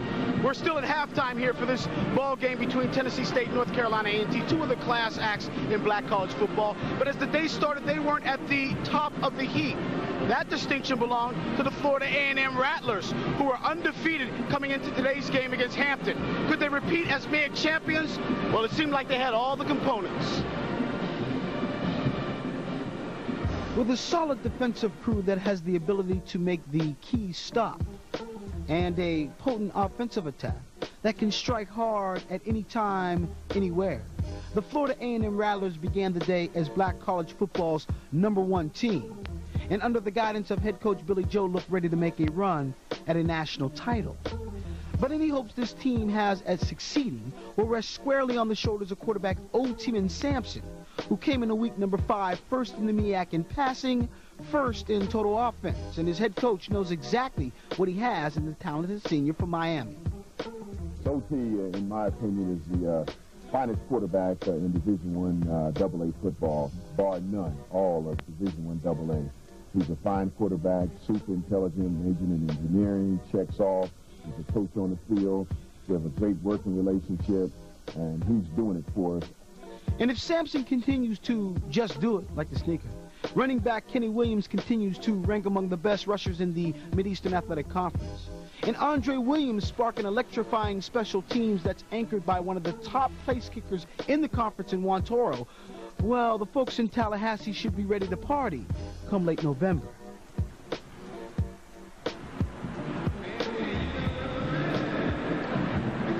And Florida A&M, as I said, came in undefeated but left with a loss at Hampton, as Hampton comes away with a win. Just goes to prove how competitive the Mid-Eastern Athletic Conference can be. Hampton getting the victory, staying up top of the standings. We have some other big games being played tonight in black college football. In the SWAC, Jackson State and Texas Southern going at it. In this ball game, Jackson State comes in at 4-1, 2-0 in conference play. Texas Southern is also undefeated. Good news for Jackson State. Quarterback Braylon Pratt is back, last year's SWAC Player of the Year. These two teams need a win if they want to keep pace with Southern, who's also undefeated. In the CIAA, the Fighting Bears of Livingstone looking to stay perfect at 5-0 right now, taking on Winston-Salem State. They're coming off that win over Virginia State.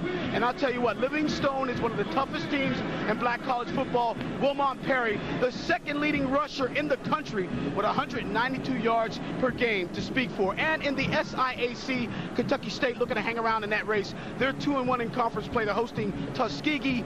Kentucky State, #1 passing team in the SIAC. Always a team that had problems in that conference, but now playing good football and looking to hang around for that conference title. We got more halftime coming your way, but first we go to this commercial break. When we come back, we're partying the Circle City Classic.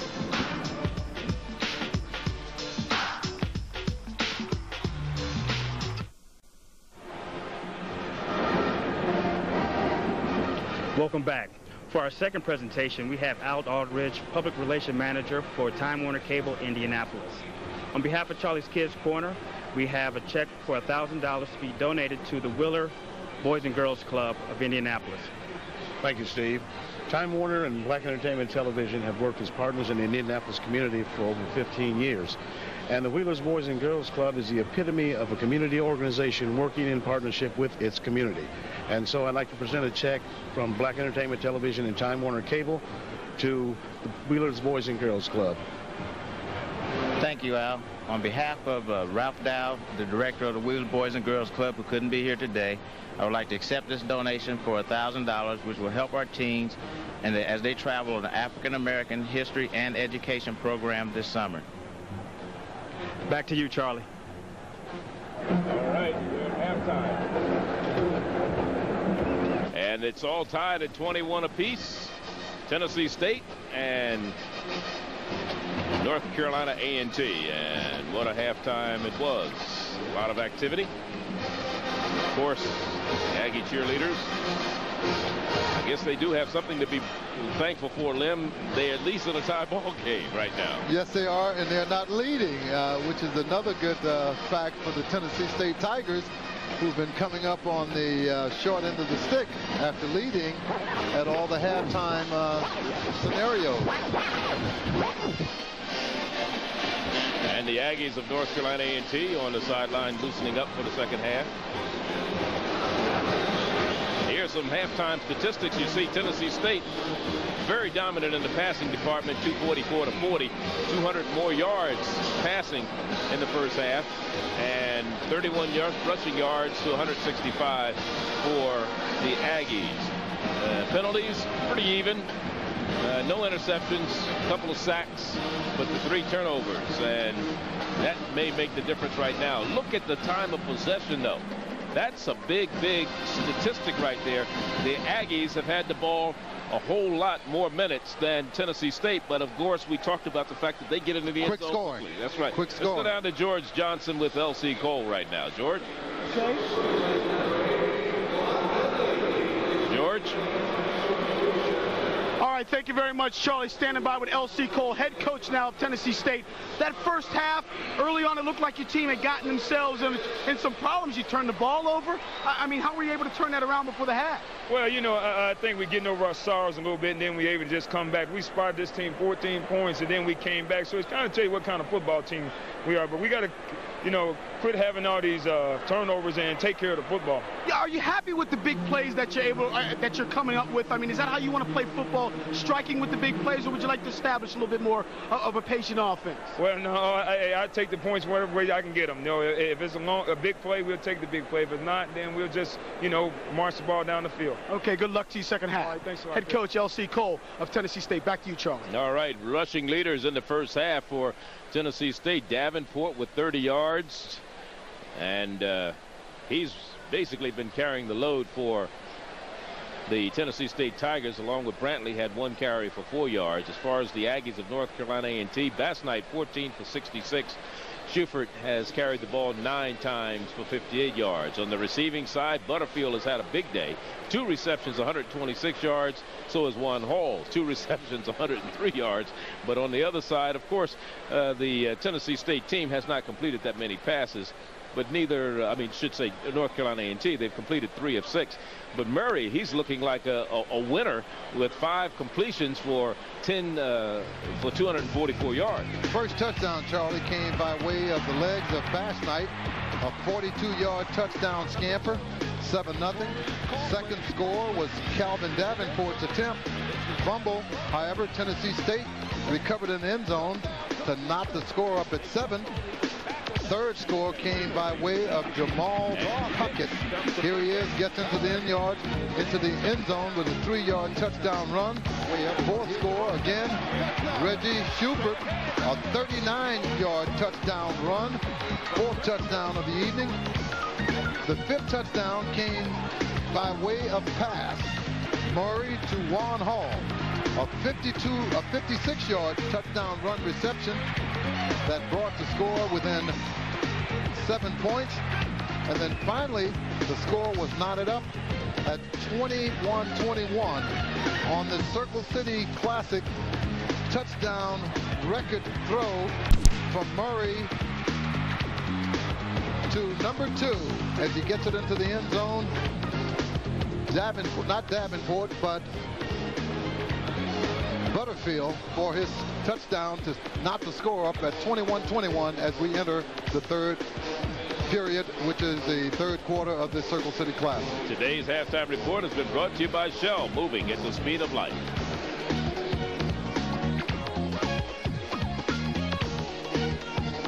Rated R. Come and get it only in theaters.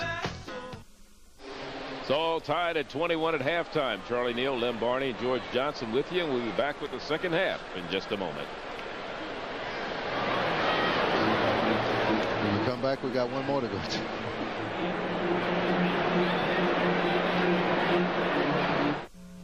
You work hard for your money, so you want to start your day with a real delicious breakfast to get you on your way. Hi, welcome back to Denny's. We're serving breakfast starting at $2.99, like our original Grand Slam, our scrumptious pancakes, and the fabulous French slam. So what are you waiting for? You work hard for your money. Grand value breakfast starting at $2.99. So Denny's makes your money work hard. Grand value breakfast at Denny's. Now, doesn't that sound good? I heard about this car that's supposed to be safe for you and your kids. But it's so expensive, you probably couldn't afford to have kids and that car at the same time. How about a Chevy Cavalier? It comes with standard anti-lock brakes and next-generation driver and front passenger airbags. So for around $12,800, you can get everything you want in a car, including kids. Who decided that only people who can afford expensive cars should be safe? Get the car that's easy to own. A Cavalier. Genuine Chevrolet. The cars more Americans trust. Today's game is being sponsored by Genuine Chevrolet, the cars more Americans trust.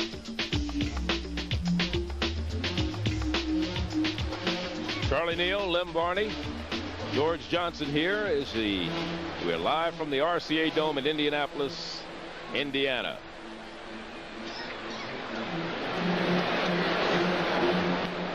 Wonder what adjustments, if any, did both teams make at halftime. Pretty much a shootout offensively. Not a whole lot of defense in the first half. Tennessee State will be receiving third quarter kickoff.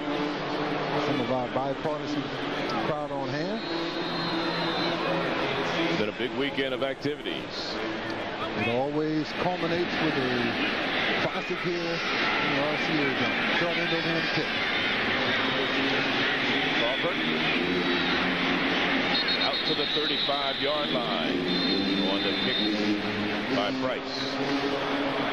So that's where Tennessee State will go to work to start the second half. First down and 10. As they unweb and untangle some tacklers there.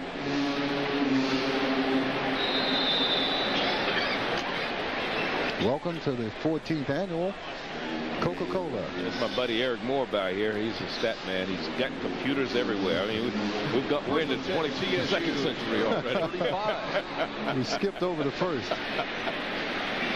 From the I formation. Makes the draw, throws it, incomplete, intercepted, incomplete, almost intercepted. It should have been intercepted by Jerome Knight, senior out of Gates, North Carolina. Had it in his hands. He's the leading tackler on this A&T squad. Defensive backs, as goes wide receivers and running backs, must WBIH, watch ball in hands. Murray's had a couple of them that got away from him today that sailed high. Fortunately, none were intercepted. Good protection here. Good play action fake. Overthrown again. His body position was moving back. Ball tipped forward. He couldn't come up with the pick. From the shotgun on second down, throws behind Butterfield. He tried to one-hand it, but the pass is incomplete. Coverage by Marquise Bailey, the linebacker, junior from Winston-Salem, North Carolina. Third down, 10. 2 incompletions in a row. They were going at one clip at 1,000%, all completions, but early going here in the third quarter. 2 incompleted forward passes bring up a third down and 10 for the Tigers of Tennessee State. 5 of 14 for Murray in the passing department so far in today's game. Getting outside the blocking. Tries to cut back inside, puts his head down, scrambles out to the 41-yard line. It'll be 4th and 4.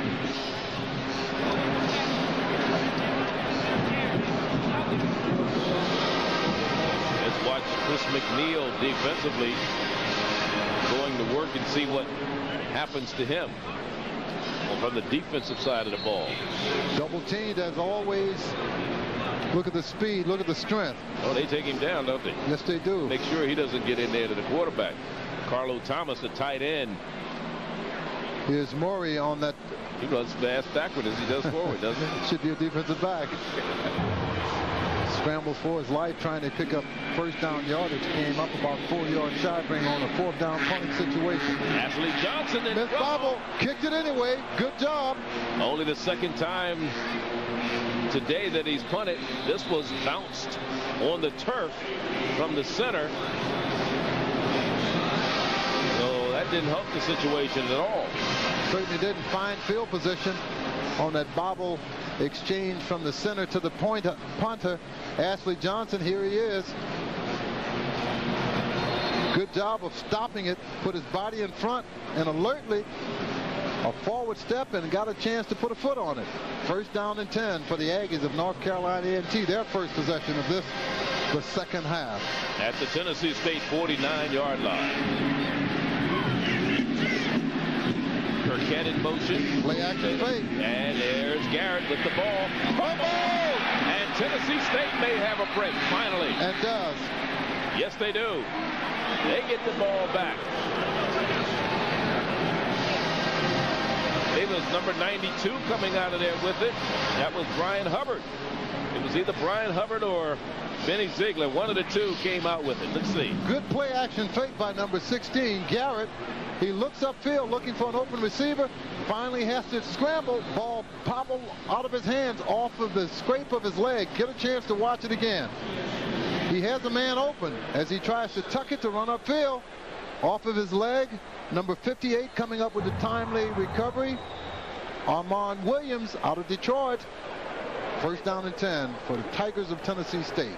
First turnover of the day for North Carolina A&T. We toss. Davenport Davenport cuts back, drops at the 25-yard line with a great tackle on the defensive side of the ball by North Carolina A&T's Jerome Knight.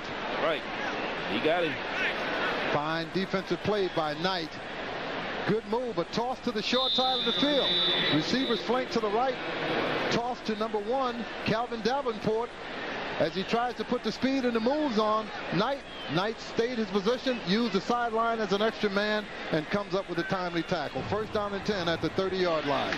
Direct snap. They keep it to Tippins. Tippins inside the 15 to the 14. First and 10, Tennessee State. Eric Tippins tipping for first down. Pun intended. Coming up again with a stop, another touchdown saving tackle, Jerome Knight. Here it is, the ball is snapped directly to Tippins. Good blocking at the point of attack. Number 23. Actually, it was Durden, not Tippins. I'm sorry. Here it is, number 28. Michael Durden. Jerome Knight again on the stop. First down and 10 at the 15-yard line of the Aggies of North Carolina A&T. Davenport's the lone setback now. First and 10. Here's a touchdown. And it is a touchdown. Touchdown, Tennessee State. I believe that's to the tight end. Let's say 89. That's Jamar Toomer. His second reception of the year. This one good for a touchdown. 14 yards on the play.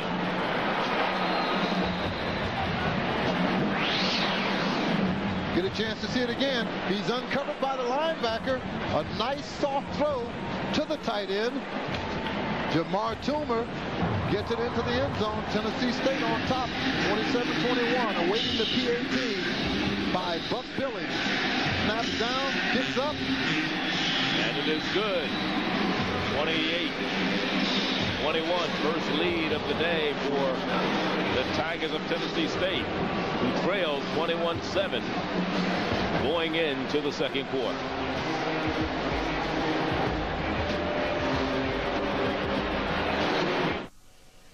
Built for living. When BET Sports travels coast to coast, we travel with the best. Best of all, it's Thrifty. Thrifty rental cars. 12:27 remaining. 28 points on the board for Tennessee State. Now, 28 points is not something Coach L.C. Cole is very enamored with this year. Every game that they've lost, they have gotten stuck on 28. Here's Jamar Toomer with the touchdown.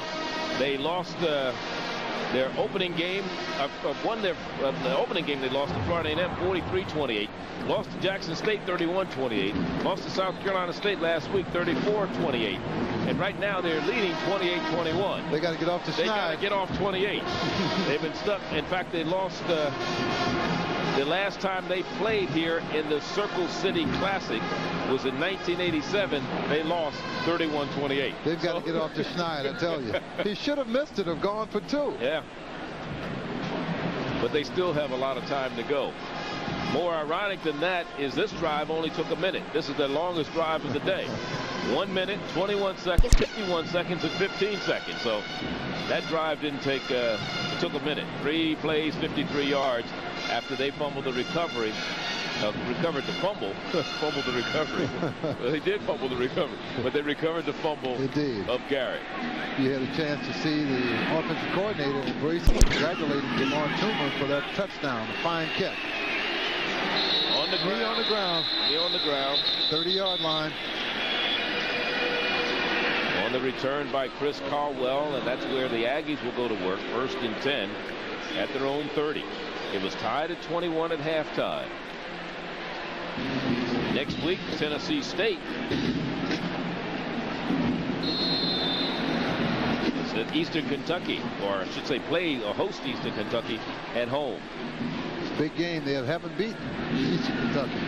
Coach Cole says it's been a nemesis.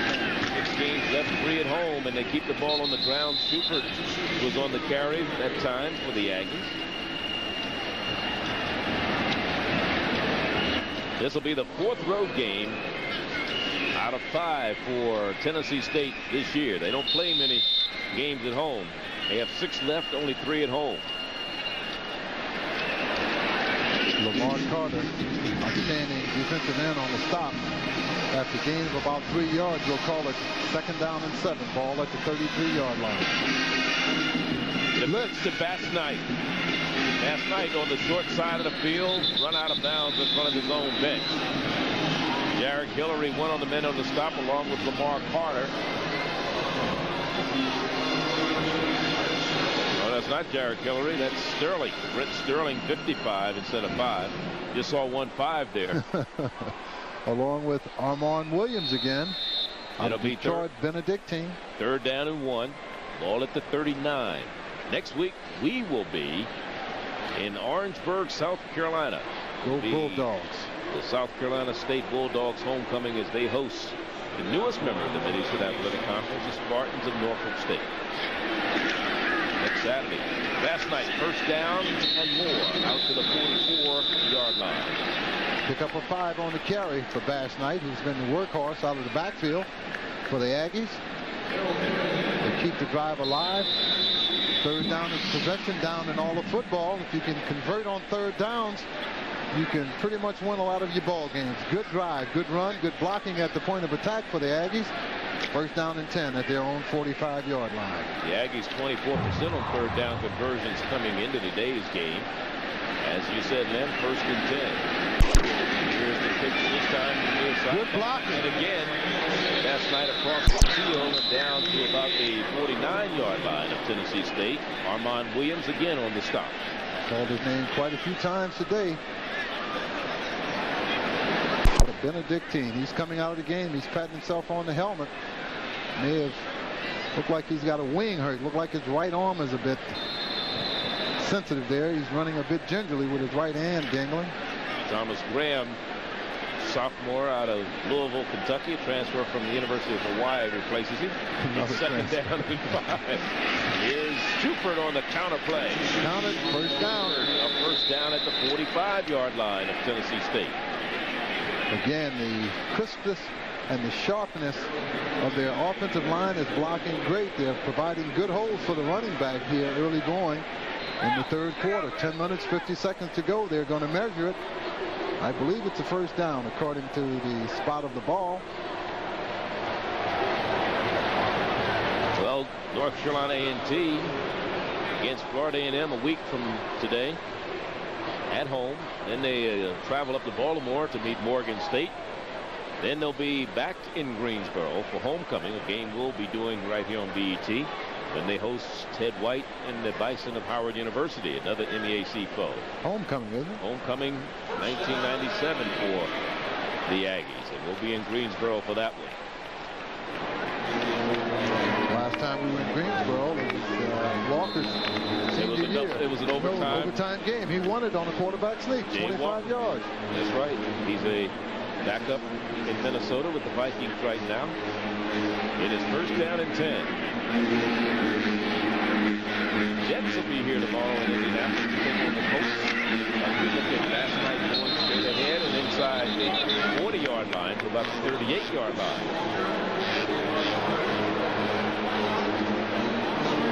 Stop on the play. Lamar. He's just a junior. You know what's so, I guess it's scary when you're the opposing coaches, especially in the conference, and you see all this young talent. Both teams have youth. Correct. Especially North Carolina A&T in the backfield. Tennessee State overall, they only have like 4 seniors that start and play regularly. Here's a counter play to Schubert. Good play by Armand Williams to bring him down shy of the 1st down marker at the 35. What a defensive game for this young man out of Benedictine in Detroit. Armand Williams. 2nd down and short. 3rd down and short. Short yardage, midfield, goal line stance. Defense has to step it up a level. Armand Williams, after transferring, didn't play in 1996 from Eastern Michigan University. Had to sit out a year. Big down here for the Aggies. Hayes, you saw him on the sideline. And struggling, they have it. It's going to be close. Little second effort by Schubert. Schubert, a junior from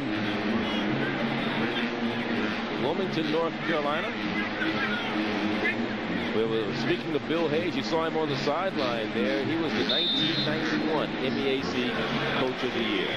to have the first down. Last year, their team posted an 8-3 overall record. They were 4-3 in the Mid-Eastern Athletic Conference. And he's the 13th coach at the school. 4-time CIAA Coach of the Year when he was at Winston-Salem State University.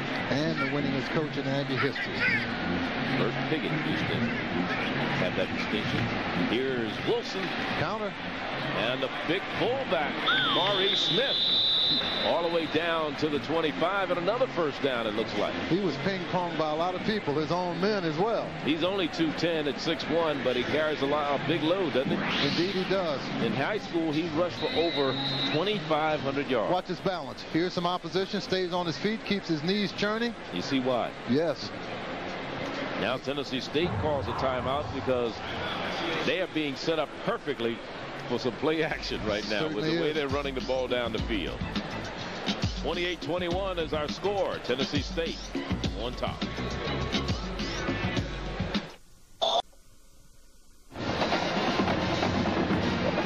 Charlie Neal, Lem Barney, George Johnson here in Indianapolis, where Tennessee State has a 7-point lead over the Aggies of North Carolina A&T, but the Aggies started their own 30 and have driven down to the 25 of Tennessee State. As we look at the Denny's Black College Football update, Alabama A&M over Morehouse, 38-14, 4 straight losses for Doug Williams and his Morehouse team.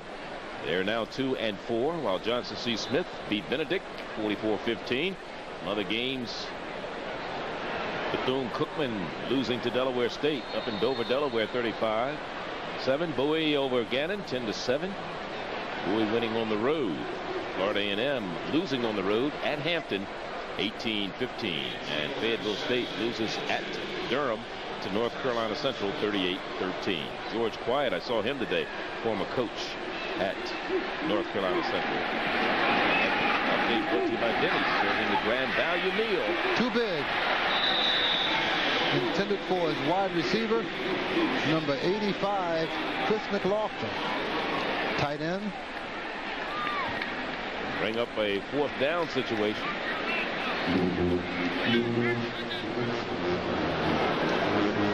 It was a 3rd and 1. They bring in some more beef. Torrey Haley comes in at that right tackle spot.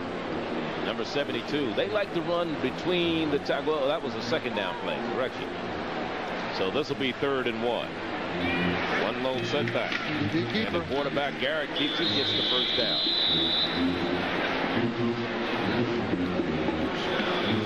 A lot of time left in this ball game. 8 minutes, 12 seconds in the 3rd quarter. Tennessee State has rolled off 3 successive first downs by way of the ground. Coach Cole giving a signal here defensively. This drive has covered 46 yards already.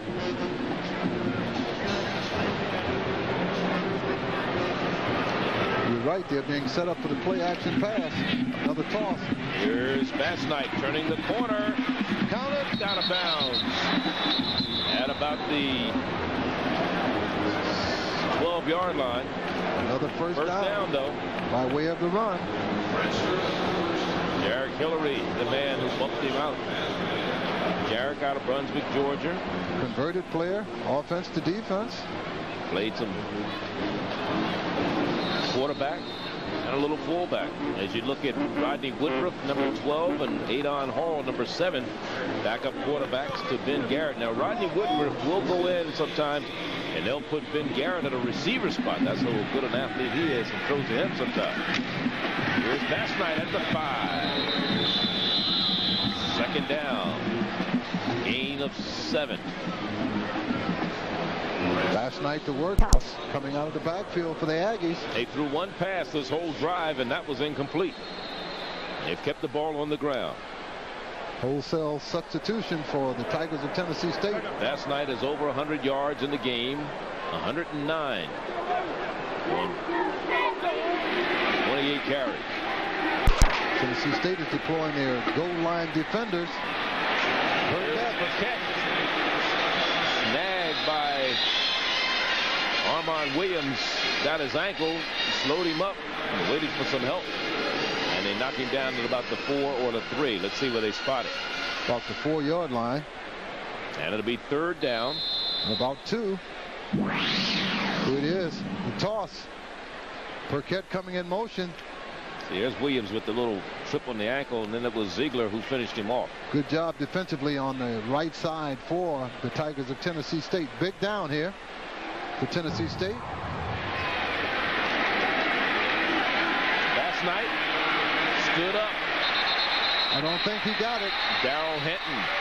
Might be personal. It is. Yeah, they took too much extracurricular activity.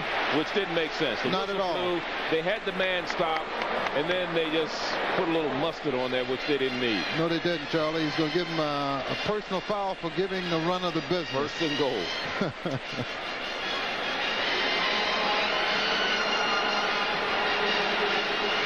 Clearly, he had been stopped. The whistle had blown. Here's a trio, a quartet, a quadruple. Now 9 men. Yes, sextet. The whole team and 3 of the men from the bench as they shove Bass Knight back. Yes, he's calling for it. He's pumping up the excitement. Let me have the flag. First and goal for the Aggies of North Carolina State. North Carolina A&T on the goal line of Tennessee State. This A&T team trying to complete a 70-yard drive. They have the ball, first and goal at the 2. And it's Garrett trying to go straight ahead. Maybe a yard. Maybe a yard goes Garrett, the quarterback, on a keeper. Bring up second and goal. Actually, they're at the 1. Second down and goal. We're in the third quarter. 5:48 remaining. Tennessee State is leading 28-21. Bill Hayes,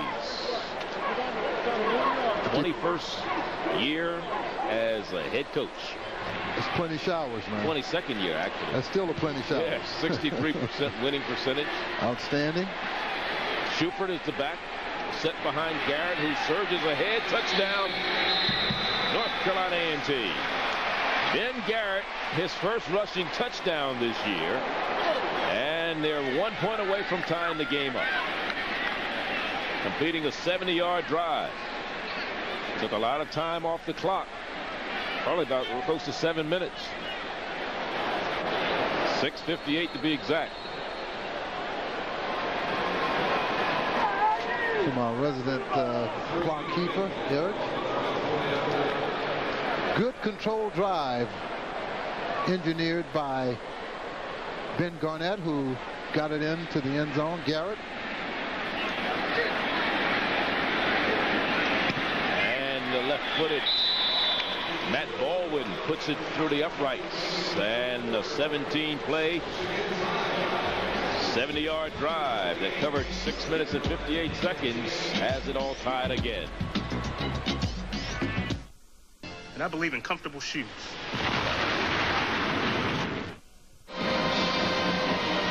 Today's game is being sponsored by Genuine Chevrolet, the cars more Americans trust.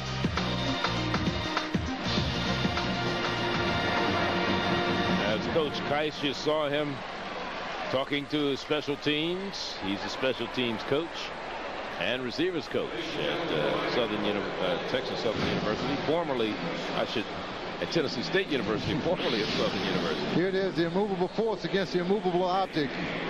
He's trying to surge forward, watch his helmet. They're trying to shove it back. They're almost trying to take his neck off. Come on, he's giving the man the business. Darrell Hinton got him. Got him hooked. I remember when quarterbacks used a single bar face mask. Well, they wouldn't survive today with that. Not at all. I remember when they didn't have face mask at all. You do? Yeah. I don't. You do. I didn't play in that era, but I remember they didn't have face masks out. That's night train, huh? Yes. I remember they could pull their helmet out of their pockets, man. They had those leather BB helmets like air pilots. This game is all tied at 28 apiece. And Matt Baldwin preparing to kick off. Coach Coles can't like this at all. Butterfield at the 20, at the 33. Butterfield on the return for Tennessee State. Torrey Beckton on the stop, number 54. As his average coming into the game, Actually, that was his average today. Tyrone Butterfield, coming into the game, he had 8 kickoff returns, averaging 25.8 yards per return. Fired up special teams player. Relatively good field position for the Tigers of Tennessee State as they start at their own 34-yard line. Tippins and Davenport set behind the quarterback Murray. Murray under pressure. Fumble! It's hit and picked up, and A&T has it. Second time that Murray has fumbled. Too much time. Chris McNeil, I believe, the second time he's caused a fumble on Maury. We'll get a chance to see it again. A little too long. Here it is. Play action from the I formation. Watch McNeil come across. Here he is. Quick, elusive, great agility. Snaps the ball out. Big number 77 wanted to take it to the promised land. And James Clyburn. There it is. Clyburn. There it is again. Clyburn scoops it up. 5 minutes left. You know he wanted to be a running back. Opportunistic. Opportunistic for the Aggies of North Carolina A&T. 320-pound running back. Double reverse. And here goes Bassnight, knocked out of bounds by Hillary on the near sideline. Or I should say, that's not Hillary again. That's Sterling. But that number 5. Yeah, the 5s keep getting you confused. If we can see this double reverse again, good timing and good precision here on this double reverse. But again, quarterback Ben Garrett is throwing a nice block to spring Bassnight. Ben's a pretty good sized kid himself at 6'5", 200 pounds, so he can throw that weight around left. No go from the slow-mo. 2nd and 2. 4th turnover today by Tennessee State. A&T has capitalized in most instances as Bassnight is stopped for no gain. Again, what could Coach Coles be thinking where he's stuck on 28? A&T recovers another fumble, threatening to get it into the end zone, deep in the scoring zone at the 7-yard line. You see the stats on Bassnight. Over 100 yards today. Has had kind of a slow start, and of course that Hampton University defense didn't allow them to get loose. Bassnight into the end zone. No, not Bassnight. Number 25 it is. Schubert. Schubert again. The second touchdown of the day. This one coming from 8 yards away. The first one from 39 yards out. Take a look at it again. Basic dive into the middle. Goes Schubert for the score. Good blocking at the point of attack. Outstanding job by the offensive line for the Aggies of North Carolina. PAT forthcoming. Snap, hold good, up. Baldwin with the kick. And it's a 35-28 lead for the Aggies in what has been a seesaw battle here with 4:10 left. And we're still in the third quarter.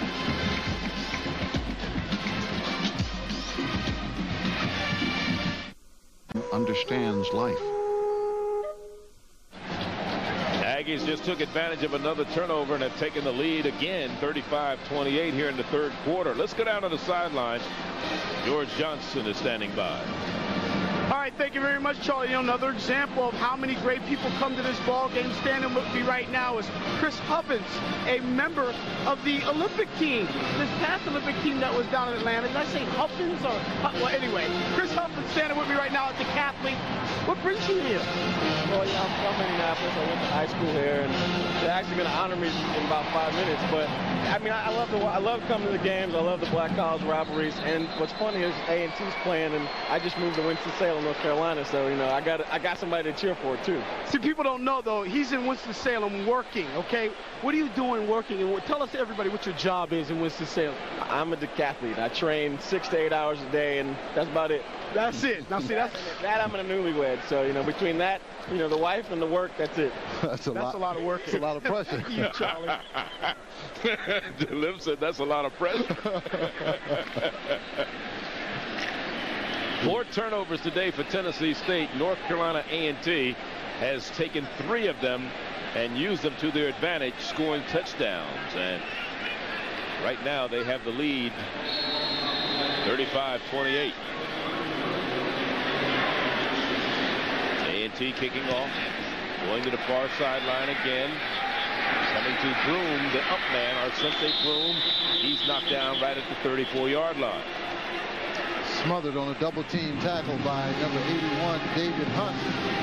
Team with number 28, Jerome Knight, on the stop on the return. Good kick cover operation there by the special teams of the Aggies of North Carolina State. A&T. I'm going to get it right.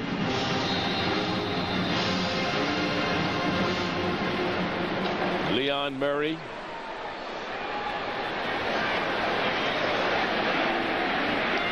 No, Coach Cole wants to get off this 28. Hospital throw again by Leon Murray. That was tipped at the line of scrimmage. It was intended for Corey Sullivan. And, of course, he didn't have a chance. Leon has made some big plays just when it looked like they were going to be blown out here 21-7. They came storming back with 4 unanswered touchdowns.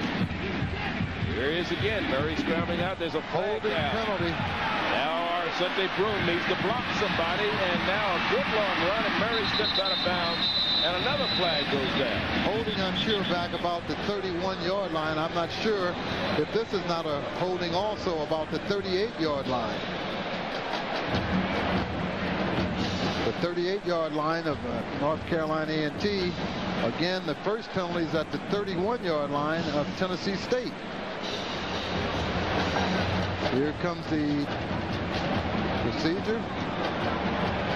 Late call, holding, both against Tennessee State. That was a 30-yard run that's going to go for naught.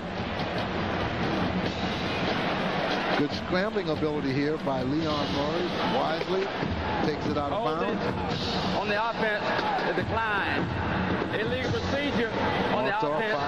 5-yard penalty. Still stuck down. Bring up 3rd down and 15. A 2nd down and 15. The down is replayed. Those are the things that make coaches lose hair. Yes. Because you have to figure, you know, here I have a 1st down. I have a 30-yard run. I'm in the other team's territory, and I get it pulled all the way back because of an illegal procedure. Because that's a mental error. It is. Holding sometimes can happen because you're being aggressive. Center screen. Center screen. Durden. 1st down across midfield. The umpire just pulled up lane. Do we have a sub for him? Or the line judge. Do we have a sub for him? I hope it's not his Achilles, because he went tumbling like it was an Achilles type situation. The line judge. Just watch the play, though, once again. Here's the play. Good setup here. Maury to Dearden. Good job. Watch the relentless pursuit of the linebacker, number 38, as he continues his pursuit. Finally, B.J. Light makes the stop after 1st down yardage had been gathered. I think maybe he may have pulled a muscle or a hamstring or something in the right leg, but he went down, and we'll be back. We hope he's okay. 3:36 the time remaining, 3rd quarter.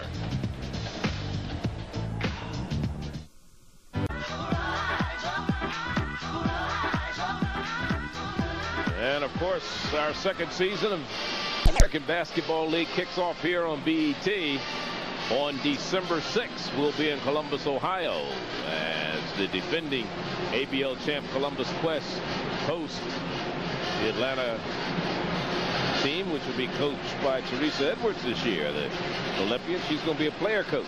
Certainly is. Wish her all the luck in the world. So they make some adjustments. The line judge goes to the sideline. The field judge moves up to the line judge, and they've got one back judge back there by himself. He can handle it, though. In fact, he'll have to handle it. Yeah, I think he just pulled a hamstring or pulled a muscle in his right leg or thigh. But the trainers, Mr. Bynum and his group from A&T over there on the sideline, working on him.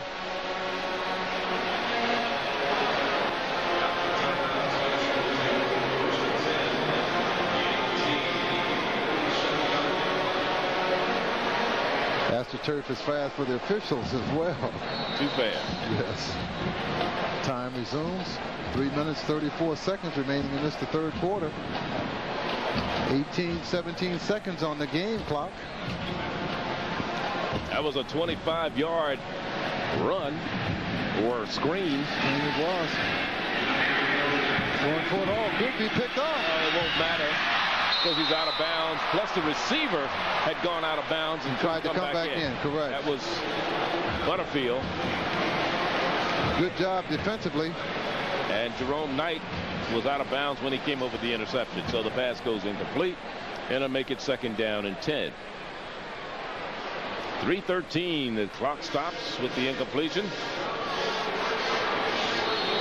Terrence Green is checked into the lineup as an extra defensive back for the Aggies. And coming out will be Far Sullivan. Bump and run being deployed by the corners. Well, one backs off now. Butterfield goes out. Quick. They tried to get that quick slant. Remember, they scored on that earlier. And the intended receiver is Avion Black, and it goes incomplete. Chris McNeil blitzed from his right defensive end position. Murray had no vision as a result. Threw it into the turf. Brings up 3rd and 10. Juan Hall scored on a similar type play. Quick slant. 56 yards to be exact. It'll bring up a 3rd down and 10. Double wing from the shotgun. Oh! They try. Fumble! And a flag is down. But let's see. Probably is the Aggies' ball. Let's see what the flag's all about, first of all. High snap from exchange to the up back. Number 23, again, the intended receiver there, Michael Dearden. A&T was offside, so break for the Tigers. It certainly was. They tried that up.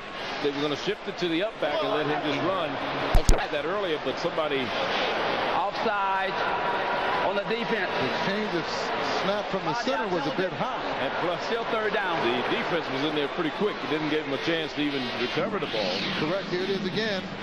See Murray. Ball is going to number 23. Well, it looked like it may have even been confusion on who was supposed to get the ball. Right. And that was Durden. So 3rd and 5 now. Instead of Aggies' ball, Tennessee State still has the ball, as Tennessee State will call a timeout. Timeout on the field with the score 35-28 and 2 minutes and 50 seconds remaining in the third quarter here from the RCA Dome in Indianapolis.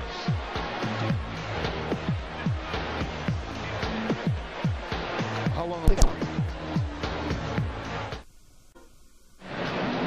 35-28. Our score. Of course, we mentioned earlier the New York Jets play the Colts at the RCA Dome tomorrow, and one guy who will yell very loudly, "Give him the ball." He's down on the sideline with George Johnson. We're talking about Keyshawn Johnson. George.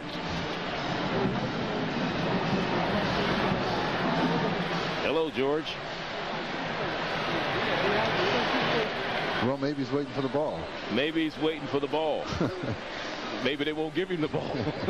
Won't give him the mic either. Well, anyway. What do they do? Call another timeout?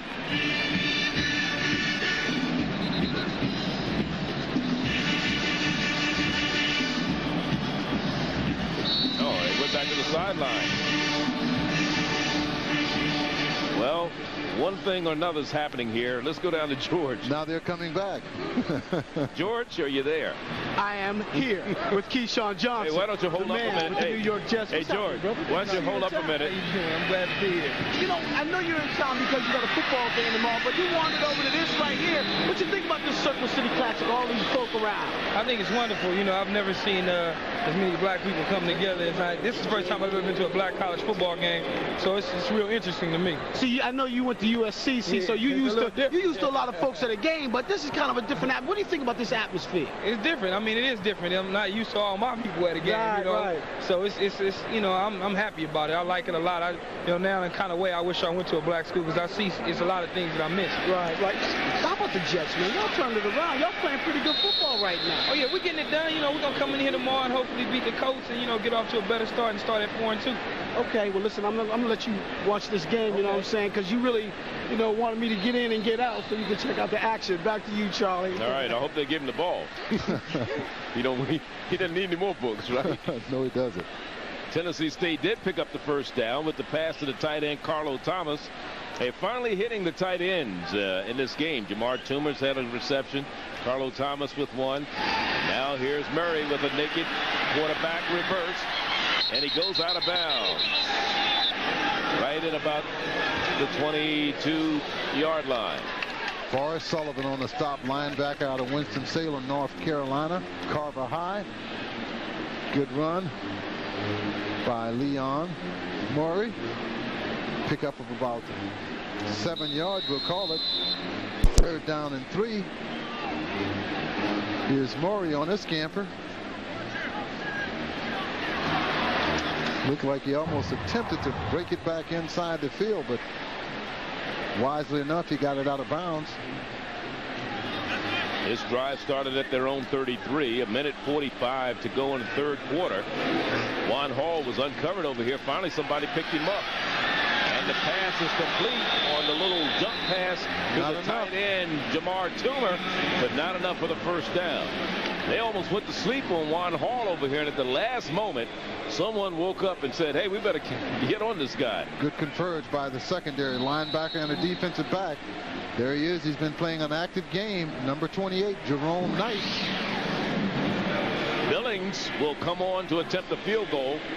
I was watching him kick some 50-yarders earlier in pregame warm-up. This one will be a 37-yard attempt. Make it 38 yards. Good snap, good hold. Kick is up. It's long enough. Count it. And it is good. So Billings with the 38-yard field goal, as long as 43 this year. Remember, he had one blocked earlier in the game. That was his first block of the year. But they move off of 28. Yes, they're off the schneid. They're off the schneid. 35-31 is the score. So Billings with the field goal. And this comes with 55 seconds remaining here Get in the 3rd quarter. Get a chance to see Billings kick again. He's a junior, transferred from Carson Newman. Another transfer. Good snap here. Good hold. Good spot. Great mechanics there by Billings. Luckily, he's not injured. He had a 15-yarder that was assessed against A&T following a point after touchdown early going in the 1st quarter, but limped off the field. I think it may have been a little Hollywoodish there. Good for the Tigers of Tennessee State that he wasn't injured. He is a weapon. Tennessee State now draws within 31 to 35. Anything can happen since they're off the schneid at 28. Our line judge is back on the field. Okay. He's not at full speed, but he's a trooper. Look here. And he's trying. Yes. Any speed is better than no speed.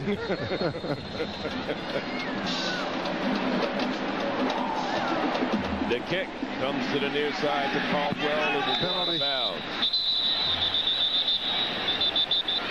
Penalty will be assessed against the Tigers of Tennessee State. Kick that went out of bounds right about the 23-yard line.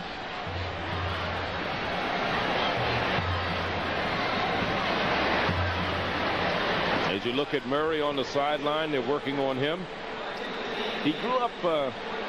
You know, he may have hurt that also, Charlie, when I said it looked like he wanted to cut back in. Right. He may have pulled something in his knee at that point.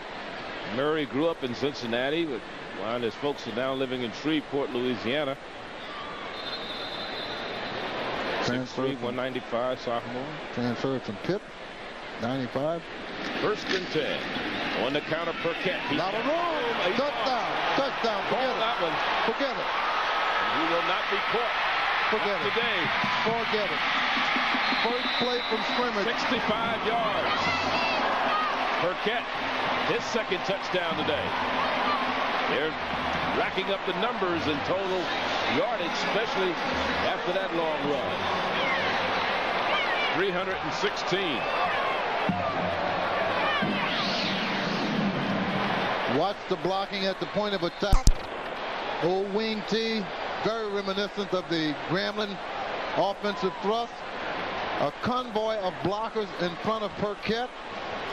65 yards untouched by human hand. 2 touchdowns in the last 17 seconds. The extra point is good. And now it's a 42-31 ball game. I said it may not reach the excitement of all those overtimes, but they're putting the points up there, aren't they, Lim? Indeed. 73 points totaling right now. 38 seconds remaining in this, the third quarter of the 14th annual Coca-Cola Circle City Classic. We'll be right back. One play. Oh, we're staying. I'm sorry. 65 yards, 17 seconds off the clock. Make it 11 because they had the kickoff return. And the extra point is good. And it did not come as a result of a turnover. It was just a long drive. But so far today, in rushing yardage, the Aggies are back where they like to be. They have 316 yards on the ground today. On the passing side, it's Tennessee State, who have 307 yards passing. Great game. Great spectators game. If you look at the total yards, you add the rushing yards of Tennessee State with the passing yards. Actually, Tennessee State has more yardage by 6. They have 362 total yards to 356 for the Aggies. And ironically enough, Tennessee State has only run about half the plays, just a little over half the plays that A&T has run. But they've been getting into the end zone quickly. And where that last drive by the Aggies, not this particular one, but the one prior to that, was a very long sustained drive that used up over 3 minutes. Well, I'm sorry. Used up 6 minutes and almost 7 minutes off the clock. Great sustained drive by the Aggies of North Carolina A&T. 38 seconds left, third quarter. Matt Baldwin again, who's been a busy man today, both in extra points and kickoff. Need to put some ice on his knee following this game. Black at the 15. Avion to the 27.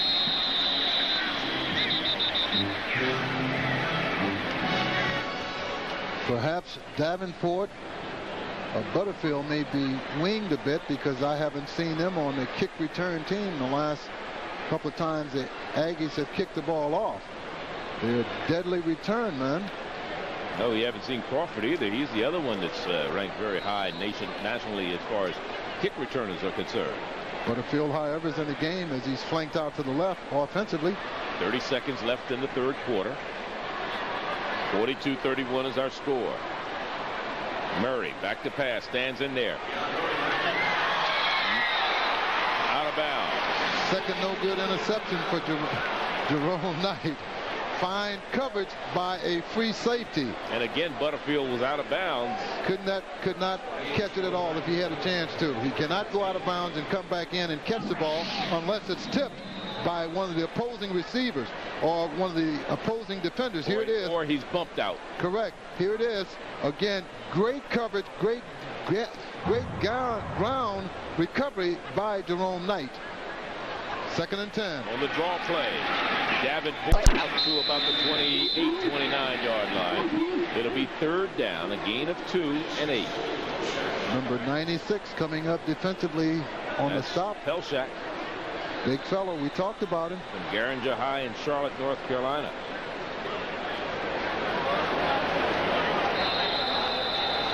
And that's going to be the end of the third quarter here from the 14th annual Coca-Cola Circle City Classic.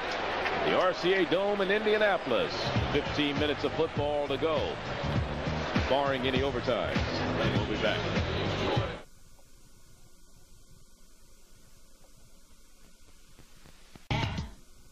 Today's game is being sponsored by the U.S. Navy. Navy, let the journey begin. As we start the fourth quarter here, 3rd down and 2 for the Aggies. inside the 30. I should say make it the opposite way. Tennessee State 3rd down and 8 at their own 28. Big play here. They broke the fullback has the first down. And he's across midfield and into Aggie territory. First down and 10 for the rambling fullback. That's Arcente Broom out of Stratford High in Nashville. Let's go down to George, who has an update on the line judge that was injured. George? Absolutely, Charlie. You know, I talked to Kurt Duff. He told me that he got hit from behind and he popped a hamstring. So he's done for the day. He's already hobbled out of the stadium. I want to throw something else by you very quickly. I talked to the coaching staff of Tennessee State. They said coming into the 4th quarter, they were going to script every play. They are very conscious of the fact that in the past, leading into the 4th quarter, they felt like their players were trying to do a little too much. So they figured, why not script every play, see if they can play within themselves, and then maybe they may be able to come up with a victory. But that, of course, was when they were leading going into this quarter. They trail in this one, 42-31. Back to you. Well, maybe their fortunes will turn around because they have led in every game going into half and into the 4th quarter. Now they're trailing. And now they're trailing coming into the 4th quarter, so that could be a good omen. Yes. Although I would rather be leading and worry about the other team catching. I don't like those type of omelets either. It's penalty for illegal procedure. Unless there's certain grips with it.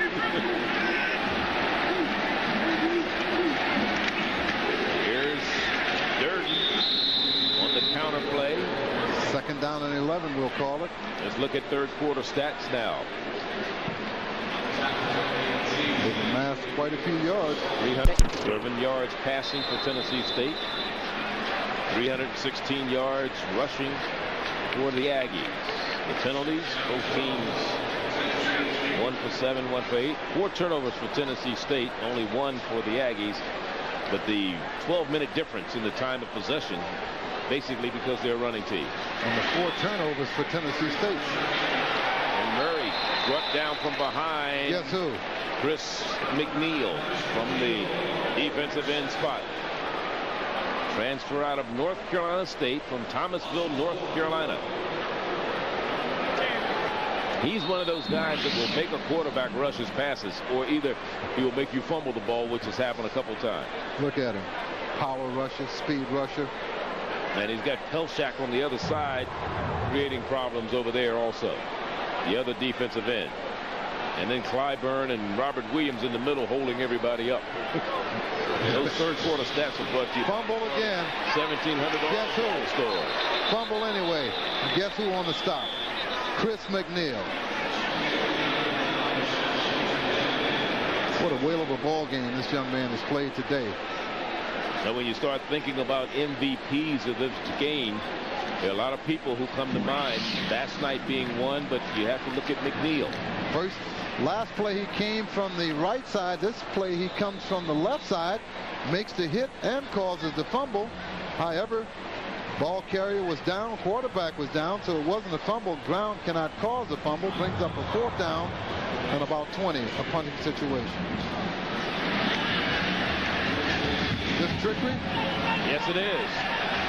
Intercepted. Good job by the intended receiver in breaking up what would have been a pick. Buck Billings, pretty good pass. Or was that Billings? With the pass. No, that was not Billings. That was Todd Valentine. Quarterback. The backup quarterback. Correct. Pretty good pass, but A&T wasn't fooled. Not that man there. He's a return man, and he knows how to go get him. That's Chris Caldwell, who's also a receiver. So they didn't punt. They went for it on 4th down. They were unsuccessful. That was only the 2nd time this year that Tennessee State has tried to go for it on 4th down. As Cooper gets the call.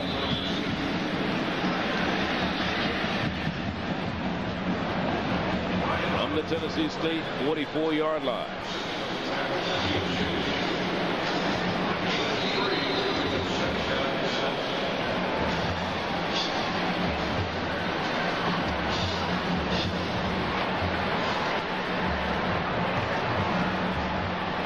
Aggies amassed 383 yards in their opening contest to win over North Carolina Central. Shuford again from the right side for about a couple of yards gain. Bring up about 3rd and 5. Hampton held Aggies to just 107 yards rushing. They have a strong defense, and it was apparently evident today when they beat Rattlers of Florida A&M, handing Florida A&M their first loss of the year. Who beat Jackson State a few weeks ago. Certainly did. They've been beating everybody. 3rd down. 6 yards to go for the Aggies. Burkett in motion. And here's the draw play to Bass Knight. 1st and 10. A&T. At the 27-yard line of Tennessee State. And man on the stop, Larry Floyd. Watch the blocking at the point of attack. Good job. Sprint draw, it's called. Bass Knight. Good power running. Good balance, good agility. Coming up to make the stop. Larry Floyd after 1st down yardage has been gathered. At the 28, Bass Knight again. He has his feet always moving, doesn't he, Lim? Exactly, Charlie. That's what great running backs learn to do. You keep your knees moving, keep them pumping, keep your shoulders parallel to the line of scrimmage, and you might find a gaining opening there to dart in through. He doesn't look it, but he's 235 pounds. No, he doesn't. He's pretty fleet with it. It's well proportioned. At least that's the way they have him listed. You never know. No one knows where the nose goes when the doors are closed. Garrett, play action. Shuford with the reception and a 1st down. Good job by Garrett, averting some would-be tacklers standing strong in the pocket. Averting a sack, delivering the ball downfield to his receiver coming out of the backfield. Shuford for 1st down yardage. Good job here.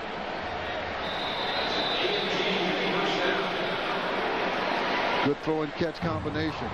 Ball now resting at the 17-yard line of Tennessee State as the Aggies threaten again. With 9:25 to go. 1st and 10. The pitch to Burkett. Trying the near side. Lamar Carter is there defensively, along with Jamil Graham to make the stop. Maybe a couple yards gain. Situational substitution. 3 men come in for Tennessee State. 3 men are out.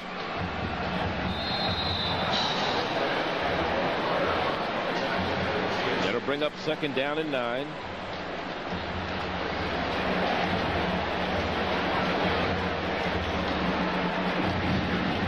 One of the things that Coach Bill Hayes wanted to do coming in was more offensive diversity.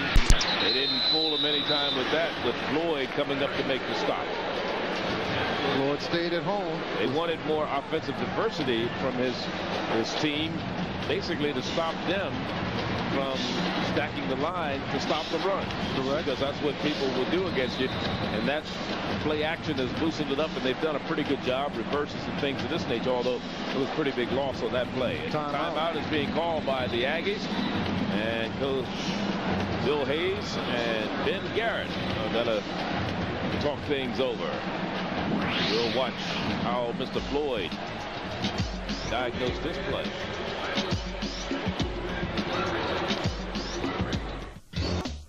(42-31) our score here in the 4th quarter with 8:10 remaining. We'll be back in just a moment.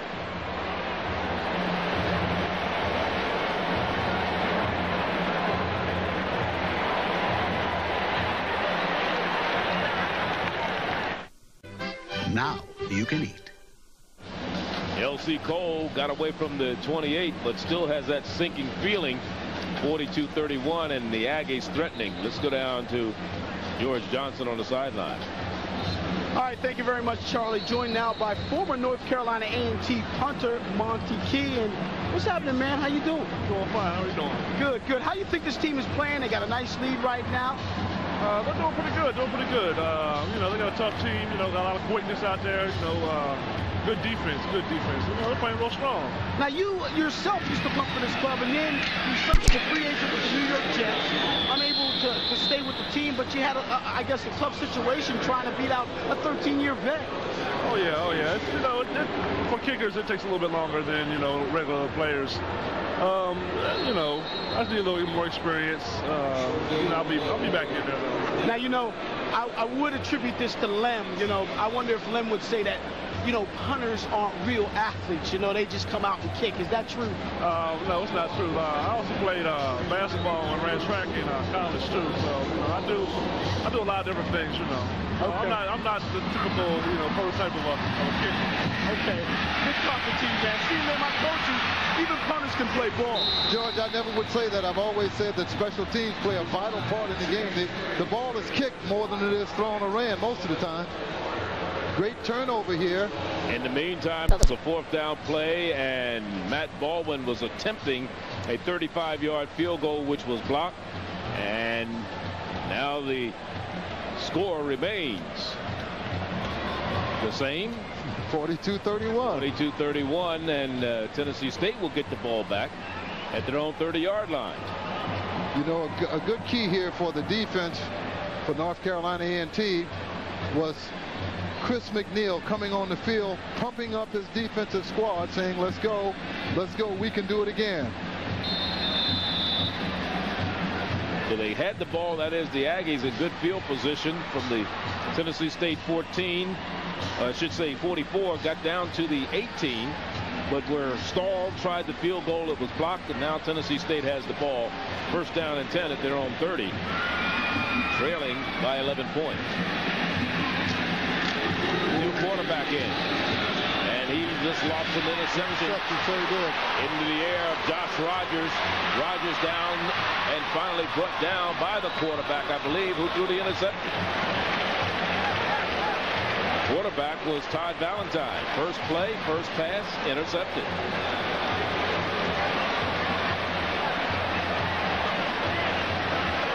Here's Josh Rogers, his first interception of the year from West Charlotte High. Valentine a bit cold, lethargic here, just throws it up in the air. No one really close to the ball, but number 2 there. Butterfield, but again, coming up with a timely pick, Josh Rogers, as he advanced the ball back up at the 28-yard line of Tennessee State. He's upended by Valentine. Valentine was slow getting up. However, he's been assisted off the field. Butterfield a little slow getting up, and he's walking off under his own power, right? But little lane. We'll be back.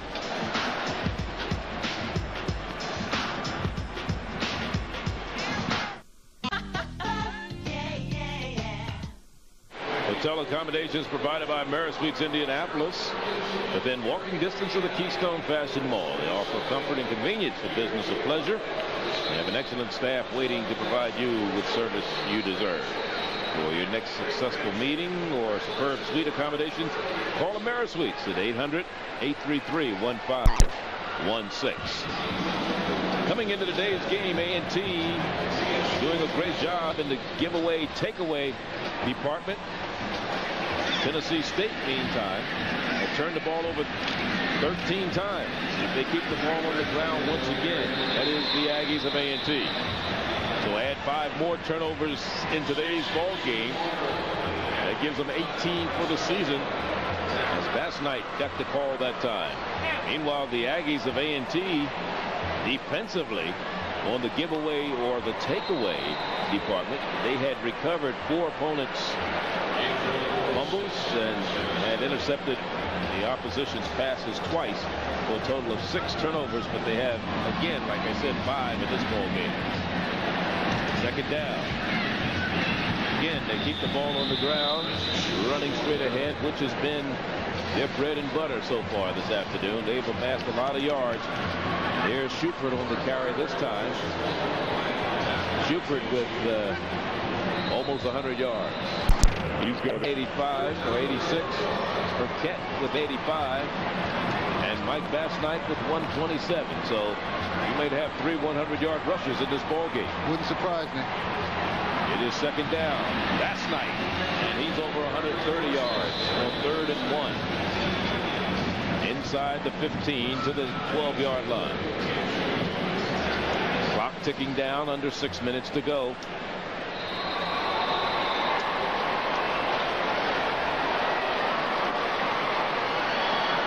First and 10.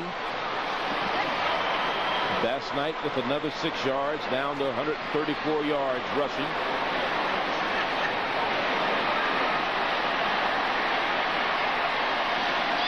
Play action here. The quarterback, he's going to keep it. He may get in for his second touchdown today. The quarterback, Garrett, takes it in. His second rushing touchdown.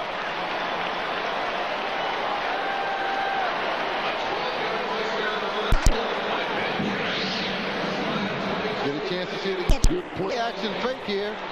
Throws everybody except number 9 defensively, Ziegler, but he couldn't catch the speedy Garrett as he outlegs everyone into the end zone for the 12th score in this 14th Circle City Classic. Baldwin again for the point after. Left-footed kicker puts it up, and it is good. 49-31. 5:22 to go.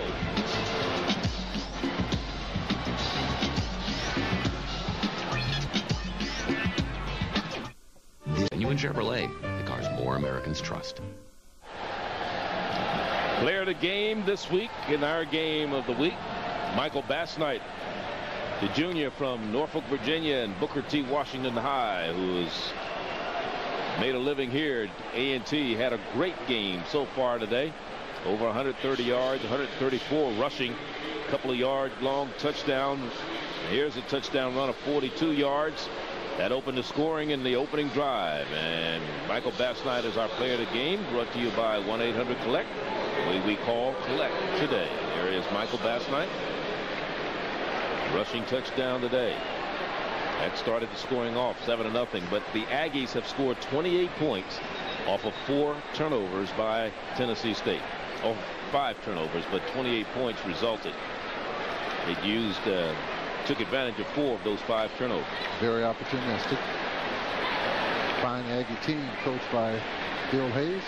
Let's go down to George with something from the sideline. George? All right, thank you very much, Charlie. You know, Tyrone Butterfield came into this ball game. He was the newcomer of the week in the OVC conference with the 2 touchdown passes last week. If they want to get back into this ball game, it would be good to have him on the field. Unfortunately, he strained a groin muscle, so he's gone for the rest of the game. Hopefully not for a couple of games for this club that really needs the excitement that he provides on the offensive side of the ball. But he's gone for the rest of this ball game. Back to you guys. All right. So Crawford is in there, along with Avion Black to receive this kick. It'll come down to Crawford at the 27. Crawford, a little hesitant, gets it out to the 32, and that's it. He who hesitates is lost. There's Butterfield, disgruntled look on his face. I'm sure he's in pain.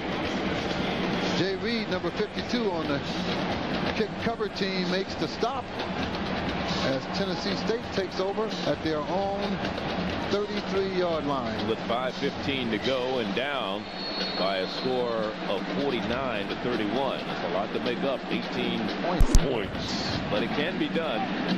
But they're going to have to get something going quick. Remember now, they've had 3 scoring drives in this game that were under a minute. They have to reignite, but now they're bringing back the starting quarterbacks. Murray. Leon Murray, and Valentine is on the bench. Heat. It was a lot of heat. And who was coming? But Chris McNeil. I mean, at this point in the game, you would think that they know he's over there. And you put somebody over there to stop him. At least slow him up, if not stop him. It's been virtually impossible for them to stop him today. And he played 55 minutes. Yes. Tough, I tell you. A fine specimen as a defensive lineman. I'm sure they're going to deploy him as a linebacker once he makes the league. There he is again. Coming from the opposite side this time, and they may have a first down. But they mark the ball. It's going to be very close.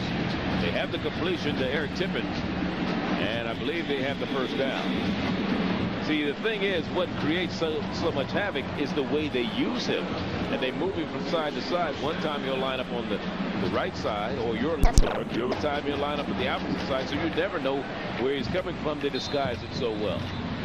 Number 48 on the stop for the Aggies is Sean Pryor, who makes the stop. It is the first down for Tennessee State. They keep the drive alive. Murray, play action, has it complete to his tight end, Toomer. Toomer has been very active today. They hadn't been using and going to their tight ends much this year. But today, that's the third reception for Toomer. He scored a touchdown as well.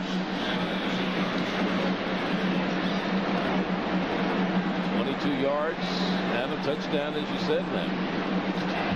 He spread the wealth around. And here's a sack.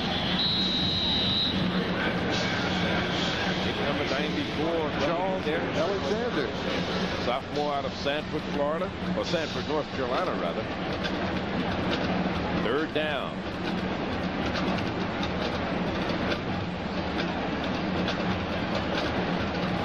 So 7 different receivers have been on the recipient end of passes by Murray today. Murray's going to be tired after tonight's ball game. He's been battered and bruised. Third down and 6. Sacked and racked. Goes it long. Avion Black, the intended receiver. Murder at the 30 again. Fine defensive play again by number 28. Yes. He is a trained killer. He's roamed the field from sideline to sideline in today's ball game. Closes very well. Very little separation between wide receivers and that young man, number 28, Jerome Knight. 3 of 18 on third down conversions today for Tennessee State, bringing up a fourth down. They're going to go for it. So they haven't had a good percentage on third down conversions, while the Aggies done a much better job defensively. Center screen. And here's Davenport. Davenport has the first down. Davenport still rolling. Davenport. Will he retain his balance?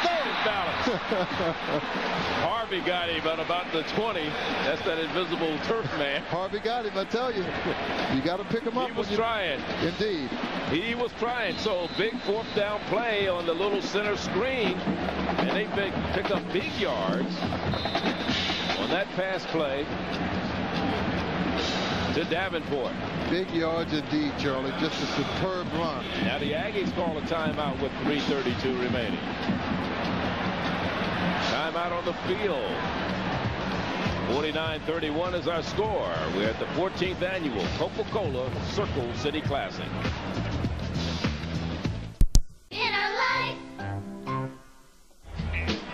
Today's game is being sponsored by Genuine Chevrolet, the cars more Americans trust.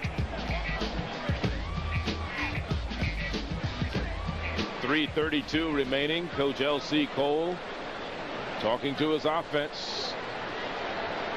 This will be the 7th play of this drive that started on their own 32. They've already amassed 56 yards, and they've moved the ball down to the 12-yard line of A&T. Let's look at the play of the game, brought to you by the U.S. Navy. It occurred in the first quarter. Shuford gets the draw play and goes 39 yards for a touchdown to put the Aggies up 1-7. Meanwhile, he gets one finally. A touchdown, an interception. That play of the game brought to you by the Navy. U.S. Navy, let the Navy begin and the journey begin. Let's see what happens. I wonder how they're going to call this. They're going to call it a touchdown for Tennessee State. He get down on the knee. He continued to run in the end zone. The ball was stripped out of his hands, regained by Tennessee State, and they give him a touchdown. I don't believe that. I don't believe that. You're talking about another way to lose a game or to get a score. It was a pass play. Let's look at it. Here it is. It was intercepted by Knight in the end zone. Watch this. He celebrates. He still has the ball. He's celebrating. Hot dogging. Didn't get on the knee. Knocked down by Juan Hall. Juan Hall picks it up alertly, and it's a touchdown. Indeed it is. Boy, Tennessee State lost the game on a freak play a week ago. Hail Mary that was run back for a touchdown after the interception. Here it is again. Murray is sacked He gets the ball off for the intended receiver. He still could have ran it out. That's why the play is not dead. Correct. He's not on the knee. He didn't get on the knee. Juan Hall is smart. Indeed he is. So instead of an interception, it is an interception, but it's also a touchdown for Juan Hall. Timeout now. Interception and then a fumble recovery for a touchdown. That's what it is. An interception, fumble recovery for a touchdown. Who could figure? Who could figure? I tell you what, the young man, Knight, was so exuberant over the interception because he had an opportunity on many today that he came up short on. He got some interceptions but was out of bounds, both feet out of bounds. Again, being knocked out of bounds. Now he comes up with a timely interception in the end zone to thaw a drive or a potential touchdown. So happy. Juan Hall alertly comes up, knocks the ball out of his hands, regains possession for the score. Tennessee State is still alive, trailing 37-49, and they're conferring now after a timeout whether to go for 2 or go for the 1. Well, it was a good call and good alertness on the part of the officials, number one, because, and even Juan Hall even more so, because of the fact that the interception, even though he was in the end zone, he still could have ran it out. Indeed. Timeout on the field, 3:20 to go. We'll be back.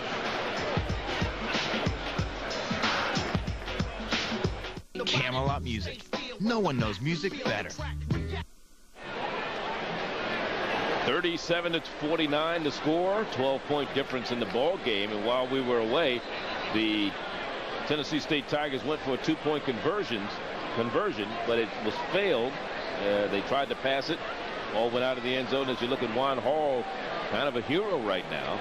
And that's the way we stand with the score 49-37. 49-37. What an alert play by Juan Hall. Bet $1 to a donut, and I'm not a betting man. It's an onside kick forthcoming, huh? Well, I would think that you would want to try an onside kick at this particular point with 3 minutes and 14 seconds to go. Trailing by 12 in the contest.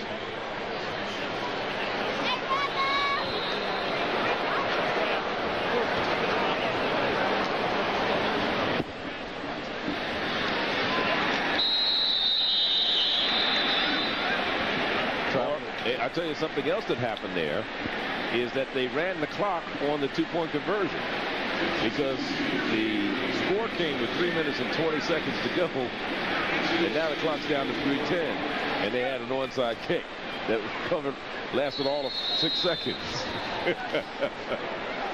But the onside kick failed for the Tigers of Tennessee State. So that'll give North Carolina A&T the ball right at the 45-yard line of Tennessee State. Shuford in the backfield. And they give it to Shuford,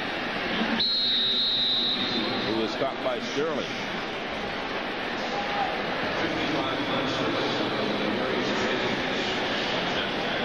Don't forget, next week we travel down to Orangeburg, South Carolina for the Bulldogs of South Carolina State's homecoming. They feature on defense Jermaine Derricott and Charles Darby, along with running back Dennis Walker. They'll be taking on Robert Morris, quarterback for the Norfolk State Spartans, who's 18th in the nation in total offense, averaging 42 yards per game. That'll be a good one down in Orangeburg next weekend, as Maurice Wynn, senior out of Charlotte, Providence High, gets his first action of the day. Stop made by Carter and Boyd. After a couple yards gain, brings up 3rd down and 7. Ball's on the 43-yard line of Tennessee State. Time's ticking at 2 minutes to go in this, the 4th and remaining quarter. 14th annual Circle City Classic.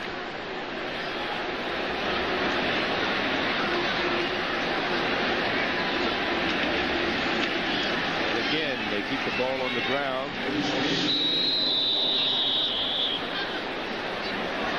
Trying to run the clock down. They've done a pretty good job of controlling the ground game today, and that's an understatement, being that they have 411 yards in total offense. Ironically enough, Tennessee State has more total offensive yards today. 440 to 416. But 365 yards on the ground rushing for the Aggies of North Carolina A&T, led by Michael Bassnight, who has 134 yards. Maurice Wynn, the running back of record. Last few plays. And Leon Murray has passed for 366 yards today. Now we get a penalty flag, delay of game. I think now they're going to call a timeout. No, they're going to punt it. They're going to punt it. It's 4th down. That's what's happening. But they were going to take a timeout. They took the delay of game to let the clock run down. It's down to 1 minute and 6 seconds. Not a bad play on the part of the Aggies. We'll see their punter once again. This is Antonio Moore. Pooch punt, perhaps. Oh, he gets rough. Big time. And a fair catch by Jared Tillery, and Floyd is the man who went into the punter. Smart move on Hillary's part. He caught him in full extension. Yes, he did. Yes, he did. So that'll give them the ball again with 52 seconds to go. Watch this play once again. I mean, he's out there. Oh, that could have been bad on that left leg. So instead of the ball being in the hands of the Tigers of Tennessee State, the Aggies will retain possession, and they'll have a 1st and 10 with the ball marked inside the 30, down at the 28-yard line. With 52 seconds to go, and this is the 14th annual Coca-Cola Circle City Classic. A few running plays, and that should be it. 2, probably. Yes. They come out there with a vengeance, don't they? Yes. They know it's over. Still fired up.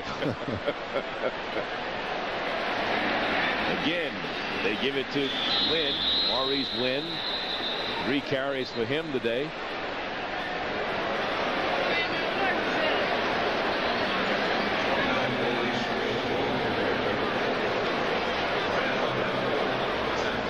Again, we remind you to tune in next week. Norfolk State.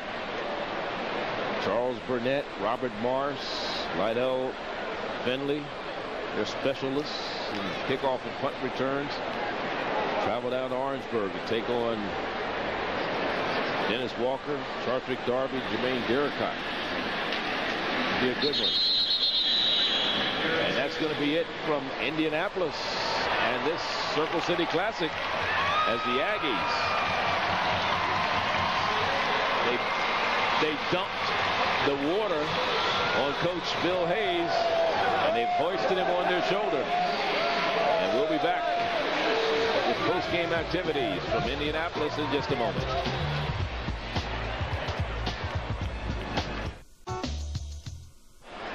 Final score from Indianapolis in this 14th annual Coca-Cola Circle City Classic, 49-37, as the Aggies of North Carolina A&T snap an 11-game losing streak to Tennessee State. Even though they haven't met since 1985, and these two coaches have never played against each other as head coaches, even though L.C. Cole was a defensive coach at Morgan State a couple of years ago. This is the first time they've met as head coaches. And let's go down to George Johnson, who's with Bill Hayes right now. All right, thank you very much, Charlie. Joined now by Bill Hayes, the head coach of North Carolina A&T. Tremendous win for your club, considering the fact that just a couple of weeks ago put 2 points on the board and a loss to Hampton. You come back 2 weeks later, and they look tremendous offensively. Well, Hampton has a great defense. Tennessee State has a stout defense. They overplayed some things, and we were able to counteract that. But I thought Tennessee State played extremely well, especially on offense. They are a very big play offense. I hadn't seen that much passing in a long time. Our kids really wanted this, and I'm glad we got it. Talk a little bit about your concerns of coming in this ball game having played only one in the past 3 weeks. Were you a little concerned about that? Oh, yeah. Our players are rusty. We prepared so long for this game. Until the middle of the week, they were so stale, I had to run them off the practice field. So we just kind of backed off of the practice a little bit and let them get their legs back. And, hey, this is their result. You know, you come into this ball game, you've got a whole lot of young people, especially on the defense, that you got to rely on. What about your concerns in that area? Well, I've been concerned about our linebackers all year, but they've continued to play well. Our secondary, I thought, played well. We gave up 2 big plays, but still, we had good coverage. So I'm satisfied with where we are right now. I wish we played a little bit better, I guess. You know, you made some moves offensively, moving some players from defense to offense, coming up big for you. Yeah. Well, we made some strategic moves that have paid off, and, you know, we've got good, solid kids, and, you know, they work really hard, and I'm just proud for all the Aggies. You know, one last question. Florida A&M today, they lose to Hampton, so now it seems as if Hampton has started to establish himself in the conference, but that also opens the door up for you again in that race for the MEAC title. Well, Hampton's got an awfully strong club and a great defense, and, hey, we just take them as they come, one game at a time, you know. Okay, well, thank you very much. Bill Hayes, the head coach at North Carolina A&T. Back up to you, Charlie. All right, thank you, George. And the Aggies increased their record to 3-1 overall, as opposed to Tennessee State, who drops to 1-4. And Lim, let's look at some final stats here. Again, it's kind of interesting as you look at the total yards in the game. They 366 for one team in passing, 366 rushing for the other team. The total yards between the two teams, 417 for North Carolina A&T, 440 for the Tigers of Tennessee State. Pretty much evenly offensively when you put both the passing and rushing together. Defensively, they had some good spots where they played pretty good defensively on both squads. Again, we saw a plethora of fine athletes from both squads. Again, Coach Cole comes up losing another road victory. Again, he was in the ball game. A couple of turnovers early going. They had a total of about 6 turnovers, 4 fumbles, an interception.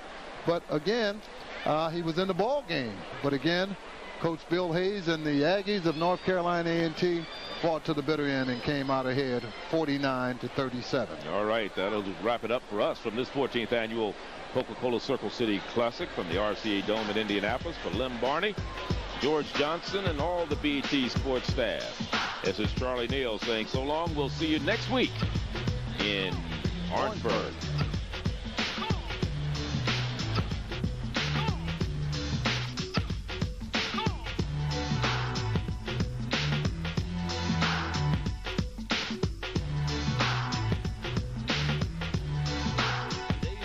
Been brought to you by the more than 1,700 AutoZone stores across America. AutoZone, the best parts in auto parts. And by Genuine Chevrolet, the cars more Americans trust.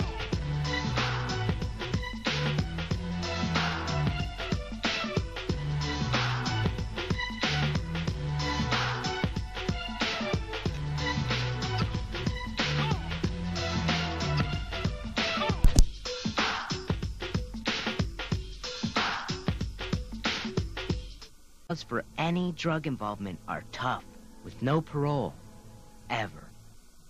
97.1 WQMG, the best variety of smooth R&B and classic soul. 97.1 WQMG.